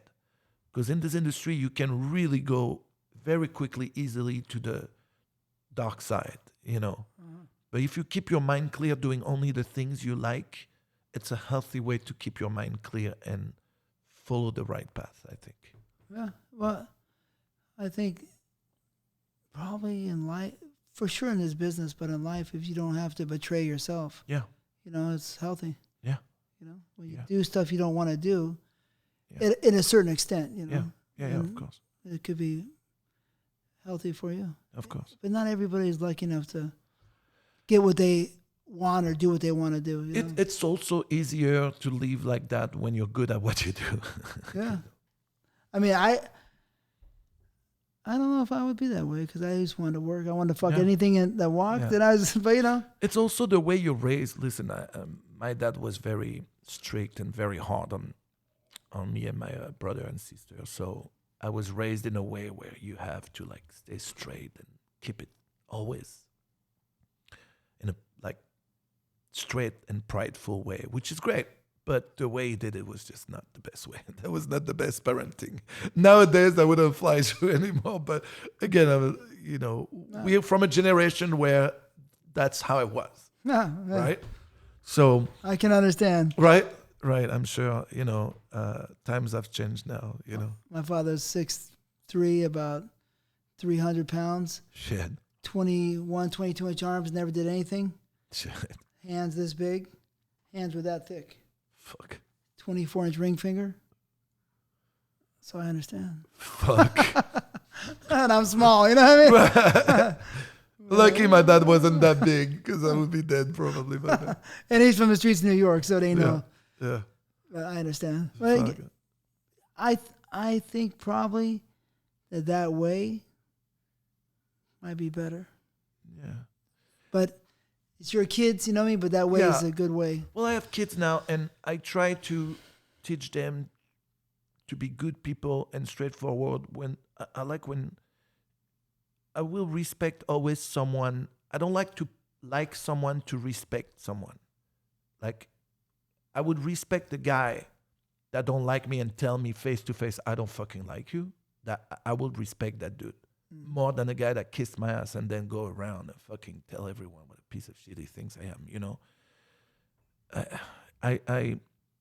I think it's important now, like when you're a parent, to like teach the ways like of being a good person more than anything.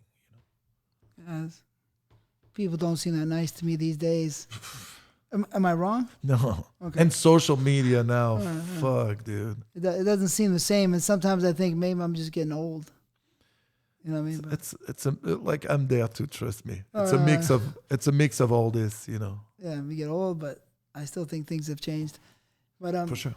So that's great with Rocco, huh? Oh. So Rocco's paying you $500 and all the way until later, or that just Until I came to America and then I moved here, so I was barely in Europe and didn't work much for him anymore. But so when you're in Europe, did you work with Nacho side by side in scenes? In Europe, we never worked together. In Europe, no. The first time Nacho and I worked together was in America for a movie. Remember, there was a time where Nacho was at Evil, then he left because he thought he was going to make millions with what was that guy's name? Javier. With what was the name of the company? Right. Whatever. Yeah, right. Some Mexican guy from Yeah, Cineplex, right? Cineplex, maybe. Yeah. Yeah. And then that thing didn't happen, and it was a fucking headache. And then he came back to Evil, and he did a movie called Back to Evil. Uh-huh. And he booked me to do a scene with him and Ashley Long, a British girl, beautiful blonde girl, super long. Tall. Was she taller? Very tall, yeah. And then we did a scene with her, and that scene was just fucking unreal, And I feel like I met Nacho before in Europe, but we'd never worked together. I feel like that's when like he looked at me, he was like, oh, okay, I see it now. I think that in the beginning he looked at me like who the fuck? Like why the fuck people are talking about this guy now? Because we both know Nacho. He's also a competitive dude, and he has a thing. He's a little crazy, and he until that scene, I really think they looked at me like why would people like him so much, and why would people think he's that great? And then after that, he was like, I get it now. I mean, you guys are similar in stature, right? Uh-huh. Yeah. And both from Europe. Yeah. So it seems like, And we, he became popular working for Rocco. I became popular working for Rocco. And so it seems a little competitive, a little teeny bit, right? But like we said earlier, like healthy, there was a time where Nacho and I, we had a beef, but was it really a beef? Like for a long time, he couldn't come back to LA, to America. And then finally came back and came to work here. And then I was very welcoming with him. I was super nice to him, his family, and I was happy that he was back, you know. But he went in that weird competitive mode where he would call people and say, yeah, I'm in LA now. You don't need Manuel anymore. And people would call me because those were friends of mine. And I was like, what the fuck, dude? And then I found out later that something happened between him and his wife. They had those crazy fights, and she did something really stupid, and that started this. Huh. After what happened recently, I called him, actually. I'm like, hey, listen, it doesn't matter, you know, if you need anything. You know, sometimes miscommunication, that's why I like to talk directly. If there is a problem, I would rather be facing a guy and be like, hey, what the fuck's going on? Than letting other people, he said this about you, and they say, you say this about him. And it's just stupid. It's just stupid. You don't know how many times I called the performers up. Hey, buddy, you know, I heard. Bro. I've called out so many people, and really? Punk. Oh, dude, I have so many. Yeah, tell me something. I have so many names, and you realize that most of the time you don't even have to hit anyone. They're just fucking punks that run their mouth, and when they're face to face with you, they fucking shit their pants. You know, and that's how humans are. They just love running their mouth, but they can't. Give me some names. Oh, I'll give you now. From before, whatever. Well, those are people that the people that I know. They're like, oh, probably, yeah. That's it. I'll give you some names. You give me some names. Fuck, but there are people that are still relevant in the industry, so I don't. You don't want to punk them. Again, this is not what I like. I like to do it face to face, but talking about it on the podcast, it's just it's kind of fun. I'll give a couple names. I don't care. Still in the industry? No, probably not. I'm from way back, you know. Yeah. I don't know. There was a guy. I mean, he did a lot of stories, man. I have a lot of stories. You know what I mean? I'd be, you know. I mean, I smacked Derek just a smack, and he was knocked out. You know what I mean? I remember that story. And I was afraid if I hit him, he might die. You know what I mean? Oh, shit. Was that at a UFC event? Yeah. Under the bleachers. But I mean, you know, I just smacked him. He flew, and that was that. But there was a guy. I went to his house and knocked on his door. Mm-hmm. I heard he was talking shit. I didn't give much of a. I said, "Hey," and he said, "Me." I said, and that was that. I mean, on the sets, a few people on the sets, but nobody that you'll know. You know, the guy was Nick East. The guy I went to his house. He's a pussy, but you know, he's just talking about me. I get crazy. You know?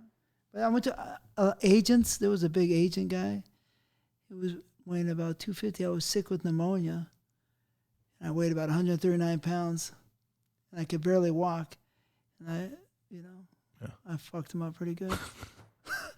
But there's a lot of people, you know what I mean? But no big deal. But, you know, just a lot of people talked, you know what I mean? So back to, you know, the other stuff. I don't care about that stuff. I mean, you know.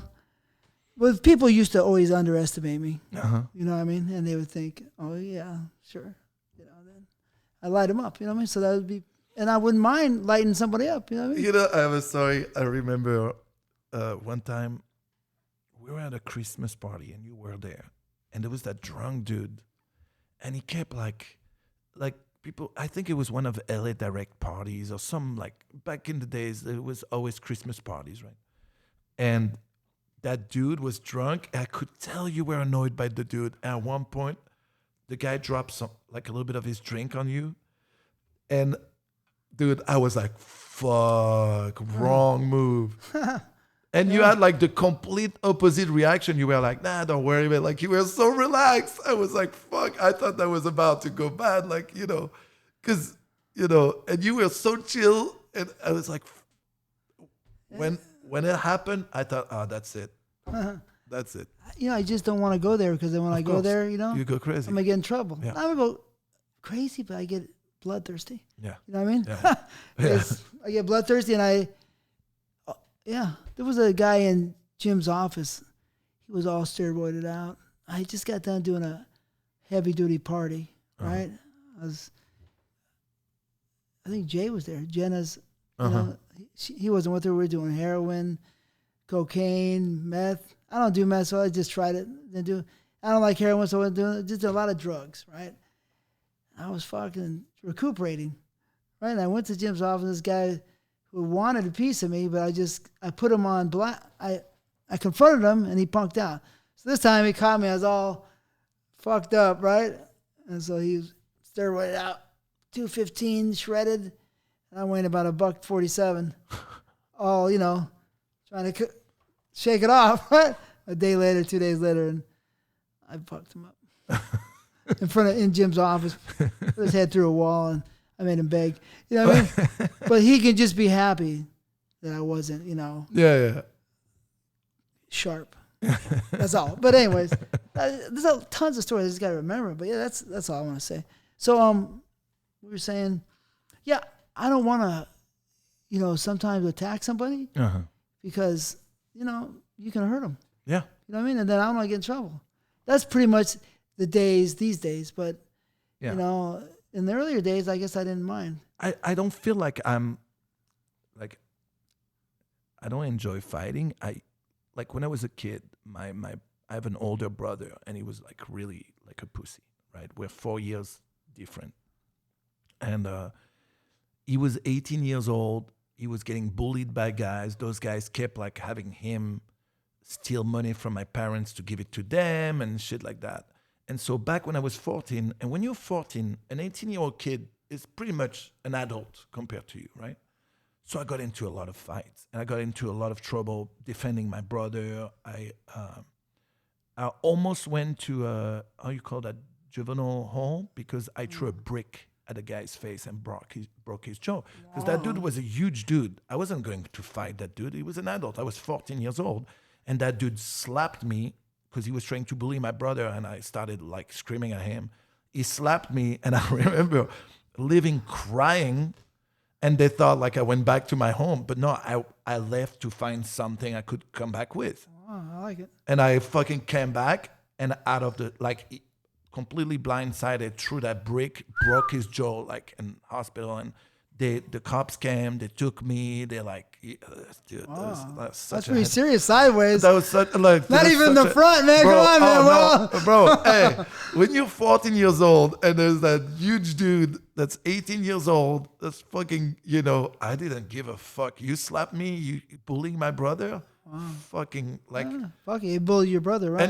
And he got lucky. There was a brick that I found. Like I could have found something way worse than that and come back and fuck him up. You know, that's pretty violent, man. At 14, you know, it's just, I could dig it. But fuck, man, like you know, it's not always about fair in life. You know, I was raised to try to be fair, but it's not that way. And then when you're raised to be that way, it slows you down sometimes. Yeah. You know, you're too honest, or you don't want to go against somebody, you know, betray somebody, but you know, you're too loyal. That brings sometimes too much loyalty, you know? Yeah. It's kind of weird. But anyway, so let's go to there then. So we were going to leave over here with you being with Nacho, you working with Nacho side by side, you know, and Nacho, you guys having a little beef, which is, you know, let's face it, could be fairly normal in sports. Yeah. Right? Because you guys, two great performers, right? And always two strong, dominant people. Yeah. Somebody wants to be the dominant one. Yeah. You know what I mean? I wanted to be the dominant guy. Yeah. But I'd never go against Rocco, and I would never say anything against Rocco. Yeah. You know what I mean? I just say, fuck, you got some of my awards. But again, American awards, you know, but I love them. Right? Yeah. Like I was saying, like, listen, originally I didn't have anything against Nacho. I've always respected him and him as a performer. Yeah, you know, very good. Just He's my brother. You know what I mean? No, of course. Nacho's my brother. So. Of course. But so I want to go back. So I'd like to understand. You know, of course. Always do this in my interviews. Who and where we started. We already know a little bit. Uh-huh. Let's go back. So we know you're born in France. Yeah. Right? Yeah. Can you tell me what city, how big the city is? So it's a small city in the eastern suburb of Paris. It's called Gagny. So it's part of Paris. It's big city.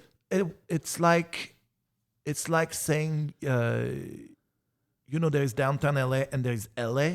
Well, my area is considered Paris, but it's not Paris. It's like the suburb, right? So let's say, just from my personal understanding, we're in downtown right now. Yeah. So you came from Woodland Hills area. Exactly. Is it the same distance? More or less, a little closer, but it would be like if I came from Hollywood. Okay. Because LA is very big. Yeah, Paris isn't as big as LA. It's not as big. So it would be like if I came from Hollywood. Okay. 15 miles away. Yeah, exactly. And my area is the where I grew up is the highest criminality rate in all France. Like 50% of the drug business is made in my area. And cocaine, just whatever, heroin, whatever? Back then, weed, cocaine, heroin, whatever. Most of it goes through there. And so I've heard before that some parts of Paris, and now you're saying your part exactly. is rough. Yeah, where I grew up, everyone grew up together, right? Like the only thing we had in common were we were all poor. That was it. And we had nothing. So like it didn't matter colors, religion, like we all grew up together. So really poor. Yeah, really poor. Like let's help me understand and let the people understand. This is good stuff, right? So if let's say that the minimum wage right now, is $12. I think it's $12. Yeah. I think. So $12 at 40 hours a week is basically 500 is 2,000, right? Is 24. So $25,000, $26,000 a year. In Los Angeles, that doesn't buy much. My parents together, they were probably making $2,500, $2,600 a month together, joint. Both having jobs. Yeah.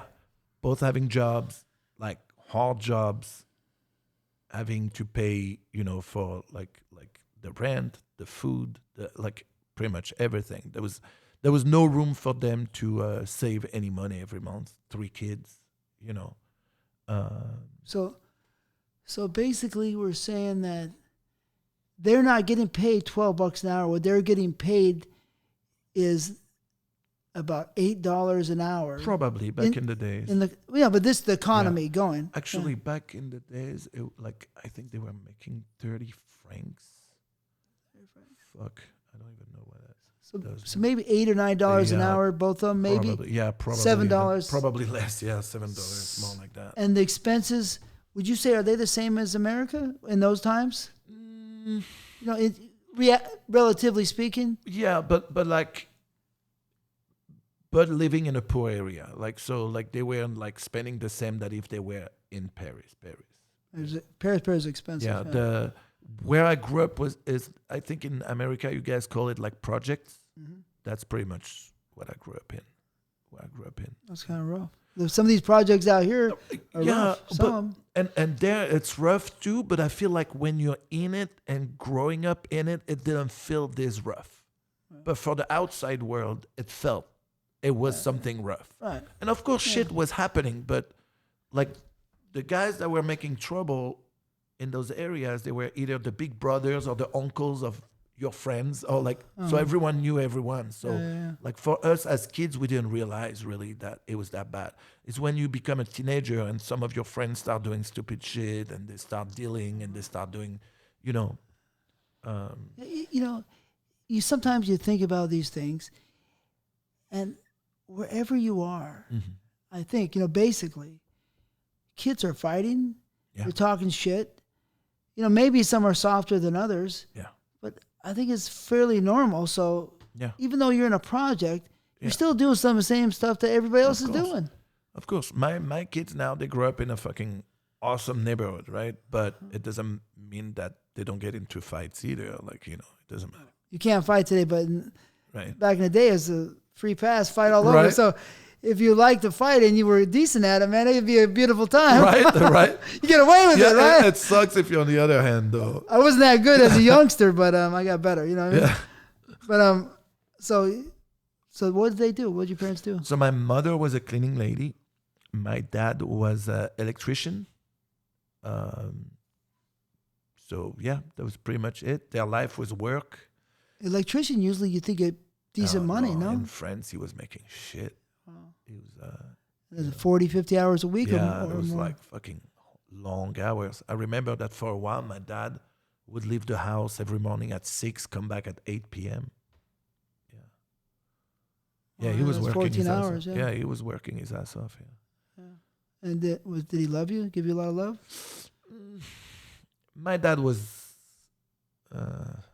my mom loved us a lot. My dad, I don't think he didn't love us. I just don't think he knew how to be a dad, you know.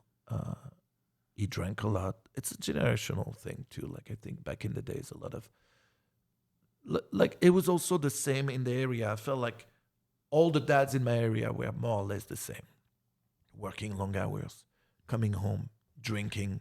Depressed a little bit. Yeah, exactly. Like, it's not a life. You don't live life when you live like that. You survive. That's not a good way to do it. I had the best example of the way I did not want to live my life at home, basically. Did you understand that at an early age? Or? Yeah. But also, I was very different from the rest of my family. Like, I'm very different from my brother, very different from my sister. They kind of live a similar type of life where, like, they have jobs that they don't really like. They make shit money, but they survive, so they're okay. Like, I was never okay with being just okay. And again, I was always very competitive in everything in my life, like in sports, but everything. I needed to, like, when I do something, I don't do it to be okay. I want to be the best at it. And sometimes you can be the best. Sometimes you don't. Sometimes you can't be the best. But I'm going to work my ass off to try to get there. You know, my family, I'm very different from them. I remember being 8 years old, asking my mom if I was adopted, because I could already see that I was not like the rest of my family. Like, I was always social. I was always like good in school, good in sports, good in like I was always moving forward, doing things.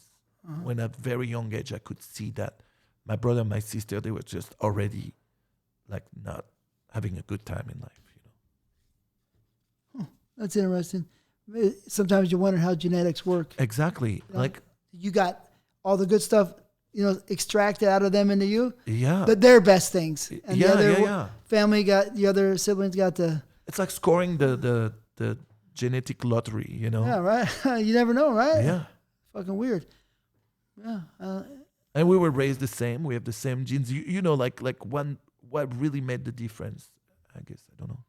Were you treated exactly the same way? Exactly. Because sometimes that'll make you want to be better, you know? Yeah. Pretty much the same way, you know. How many brothers and sisters? You said 3? I have a brother and a sister. I'm the youngest. Sister? Yeah. But in a way, I set myself to be treated differently because I was good in school. So already my parents looked at me in a different eye because I was getting good results. My parents looked at me different because I grew up doing judo and I was competing and doing being really good at judo and picked up by a good team and doing very well. And when did you start judo? I started, I was 5 years old. Wow. I stopped judo when I came to LA when I was 27.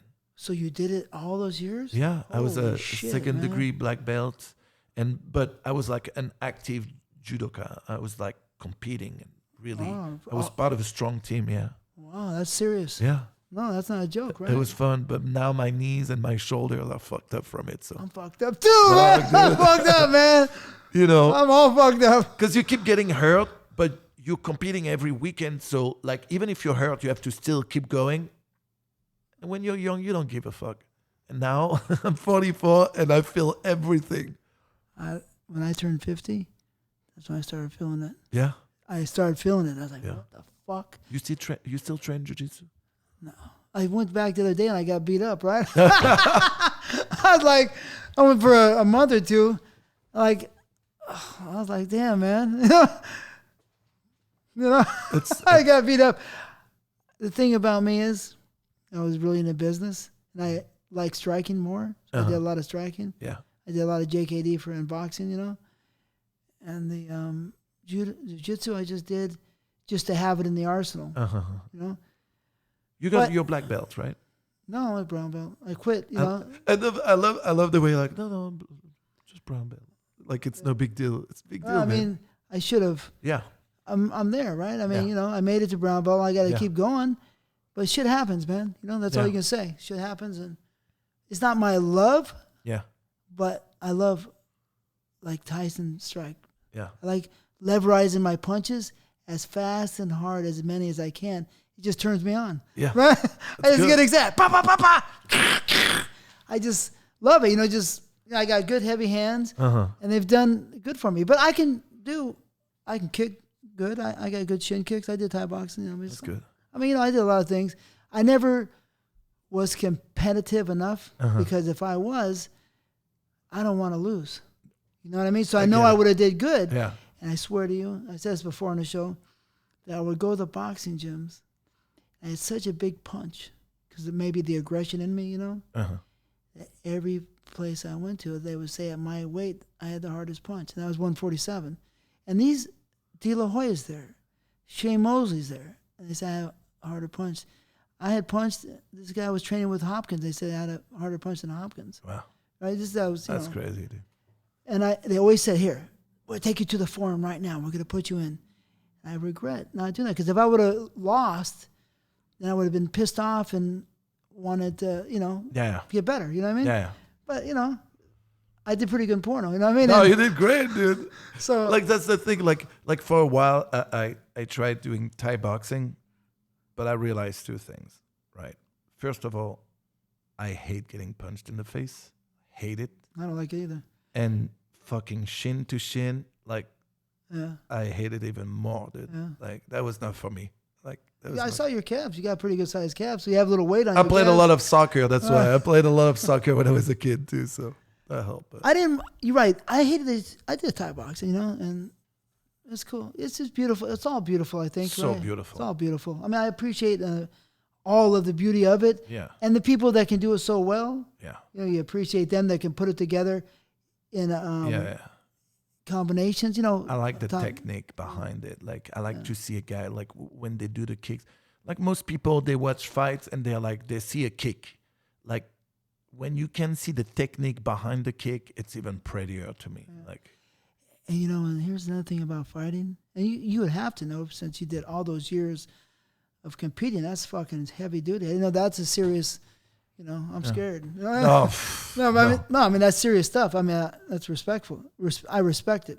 Thank you. But that's 22 years. It was fun of competition. Too, right? It was fun. That's also what was good. Also, what I loved about judo is something like my original team. We were all part of my neighborhood.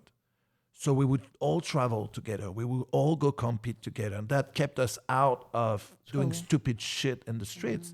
Because we were all together doing those things, competing. We couldn't get fucked up in the weekends. Like, we were competing. You'll be embarrassed. Exactly. And we were all competitive. And you're a team, so you can't let somebody down, right? Exactly. And if you lose, like, you let down your team. Like, we couldn't do that. Here's what, I mean, that's... Yeah, you can't do that if you're brothers. You don't want to do that. Exactly. But in the fighting, you know, there's the ideas, right? There's a lot of ideas in fighting, right? In striking and in all of it, right? Because you'll go to something you like more. Yeah. You know, like you might like a certain throw more, right? I did a little bit of judo, not much. Yeah. Nothing to talk about, right? And I wrestle a lot of judo guys. Yeah. Right? I'm very squirrely, you know what I mean? Yeah. Right? I'm explosive, so I can defend myself fairly good. I did a lot of footwork with my JKD, so I have decent feet, you know. Yeah. A lot of footwork in JKD. Not all boxing tries to teach you all the footwork. You know, a lot of angles. Anyways, you'll take something you love and marinate on it. Did you ever have something, I love this move, or these 2 or 3 moves together. Yeah. And that's my bread and butter, and I like to perfect these. Yes, of course. Right? If you look at Mike Tyson, you know, or Roy Jones, Jones loved his left hook. Pa, pa, pa, pa, pa, pa, right? Yeah. And how could you say anything against Roy Jones' left hook? Yeah. You can't, right? You see Mayweather, he has a quick right hand, right? And great range, Yeah. right? He always Yeah. uses range. Tyson, and those are the punches I liked, right? Yeah. He was such a bully, man. Yeah, it's beautiful. But you know what I'm saying? Yeah. What did you see that happen to you when you were doing judo? Judo, I was like, I had an interesting teacher. My teacher always thought, if you're not technical, you have to be physical. So he made us more like how you call that, like butchers. Like we would go and hurt people Oh yeah. because we were not good technically. We knew the technique, but there are some guys it's just so beautiful. Their judo is smooth, and they basically bring you where they want you to go without making you feel like it. We were the opposite. We were like closing down, shutting down. So it made us work hard. Oh, you waste a lot of energy, right? Oh yeah, but like to the point where those guys that were like really good technically, they felt constricted, and that was really the strength from because my teacher was that kind of judo guy, like where he was like more like a physical fighter than a technical fighter. That's where I am. So it made us work that so hard and like that. Like even if you had it, like you became like that, and we were known as bullies. But what you learn with years and experience is that there's only so far that physical can take you, because one day you're gonna get with a guy that's as physical than you, but more technical, and that's the day you're gonna fucking eat shit. Oh yeah, I've been punched and beat up before. Right, I'm sure, dude. No doubt about that. Fuck, man.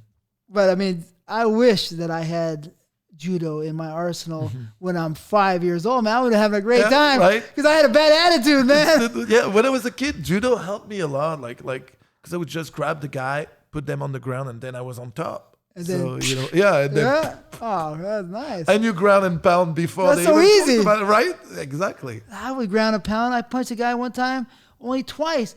He almost went blind. His whole face crushed. Fuck. Right? I just had that natural punch. But yeah, I really wish I had that. Like, I'm going to make my son know how to buck somebody up. Believe me. That's fucking good. I'll tell you. It's You know what I good. mean? Because, But it's good for your mind. It's good. Martial art, that's what people like people always think, people say that, but it's not. No, but martial art, it teaches you so much about life, not just how to fight, but also like how to be disciplined, how to follow like a certain mindset. Like it's very good.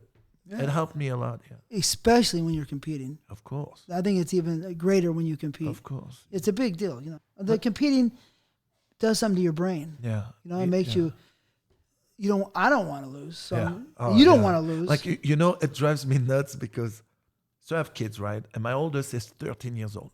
And he did Jiu-Jitsu with Jean-Jacques for a while. And he was having fun, right? And then and I was like, come on, dude, like, go at it. And he was like, but Dad, I'm having fun. And I was like, fuck, man, I'm one of those dads, like, Kill him? I mean, like, kill the... because in my mind, when I was a kid, there was no fun if I didn't win. Like, I couldn't understand, like, hey, I'm having fun. I'm doing this for the fun. No, like, if I couldn't win, I couldn't have fun. Like, that was my only fun. And my kid is the opposite. Like, he's so relaxed. And he's all like, hey, I'm having fun, Dad. Like, I'm like, but imagine how much more fun it is when you do this. And it's like, I'm having fun right now. That's weird, right? Yeah. Yeah, I never thought, that's what John Jock always told me. Philip, calm down. Why? That's not me. Calm down, Philip. I just want to kill, right? And, Yeah. You know, it's not so good for the technique, but I always had this theory. If you can have the juice, it would have been better if I was younger. You had the juice, you go hard, and you get those techniques down at the high speed, Yeah. and nobody wants to fucking wrestle you. And a lot of times in my class, nobody wanted to wrestle me. And I was not that good. You know what I mean? I just want to get you. You know what I mean? You give them the pain. Yeah, you're grinding, you're smashing. Oh yeah, dude, I know. Like, oh. And how did you like jiu-jitsu compared to judo? So I love jiu-jitsu, but no gi. Because I felt like, because I did judo for so many years, the gi, I didn't want the gi anymore. I wanted something a little faster pace. And so I like jiu-jitsu with the gi, but the grappling is my favorite. Like, I like the fast move and grabbing and being able to like do where like a guy cannot just hold your gi and stop you from moving just by holding you down, A little chicken shit sometimes. Yeah, exactly. Some of those guys, it's just like, they keep you like close, so they're strong, so they can hold you. But like when there is no gi, you can slide, you can like really have fun. And my top game is my main game. My bottom game is not my best. But when I'm on top, I make sure you feel me too. Like, The side control or the top mount? I like the side control, and I like the knee on the belly. From the side control. I hurt people with the squish them right in the center. Yeah. Pull them up a little bit. Like make them move, and up you from that you get the arm bar or the back or whatever. Yeah. How long did you do that for? So I did it for 4 years, and I was doing pretty good. And then I had to stop because I had a torn ACL and meniscus. And then when I tried to go back, I didn't have it anymore. Like I was too worried for my knee. Because of my knee, I couldn't post up the same way I used to. So now, I had to now like be more like play the bottom game, which I don't like. Like I'm not slick like that or like quick like that to get like those like triangle chokes or like quick arm bars. I'm a grinder. Like I'm gonna work a little bit like I learned judo. Like I'm gonna grind and then eventually catch you into something. But like after my knee, I tried to go back. I went to 10 planets in Venice, and they're like, yeah, before you go to the like regular class, you have to do 6 months in the beginner's class. But then I was there and I was not having fun because like those were all beginners. I'm like, I told them like I did this many years of judo. It wasn't a way for me to brag. Like I did this. It was just so they understand. Like, and 22 years of judo. Right, I've done it. Like I know I've done it. Like I don't need to start with the beginners. And then like they told me you have to do 6 months. I'm like, fuck this, cancel it. I mean, I thought isn't that school's Eddie Bravo's school? Well, it's Eddie Bravo franchise, but the guy's name I don't remember his name. I don't remember the guy's name because he was never giving the beginners class, so I don't. I'll come back. Eddie Bravo was mad at me because I tapped him out. Oh, really? Way back, he wouldn't wrestle me for 6 months after I tapped him out. Really? Well, isn't that the principle of like jiu-jitsu? Like why would he get mad at that? Well, cause, I mean, not mad, but he was an ego thing, huh? Well, he was, he's prideful. He was a purple belt and I was a blue belt. That's probably why. But he was so slick on that bottom, man. I wasn't. Exactly. I never was that good. I never called myself technical, but I could say that I was aggressive and put pressure. And if you give me something, I'm going to rip it off. Yeah. You know what I mean? Yeah. And I grabbed his fucking ankle and ripped it off, right? Shit. Right? He stayed away from me forever. Then I used to lift him up. This is when I'm younger, right? Yeah. I'm stronger than I look, right? So I lift him up in the air, and John Jock say, "Oh, you can't lift my people up in the air and slam them. Why not?"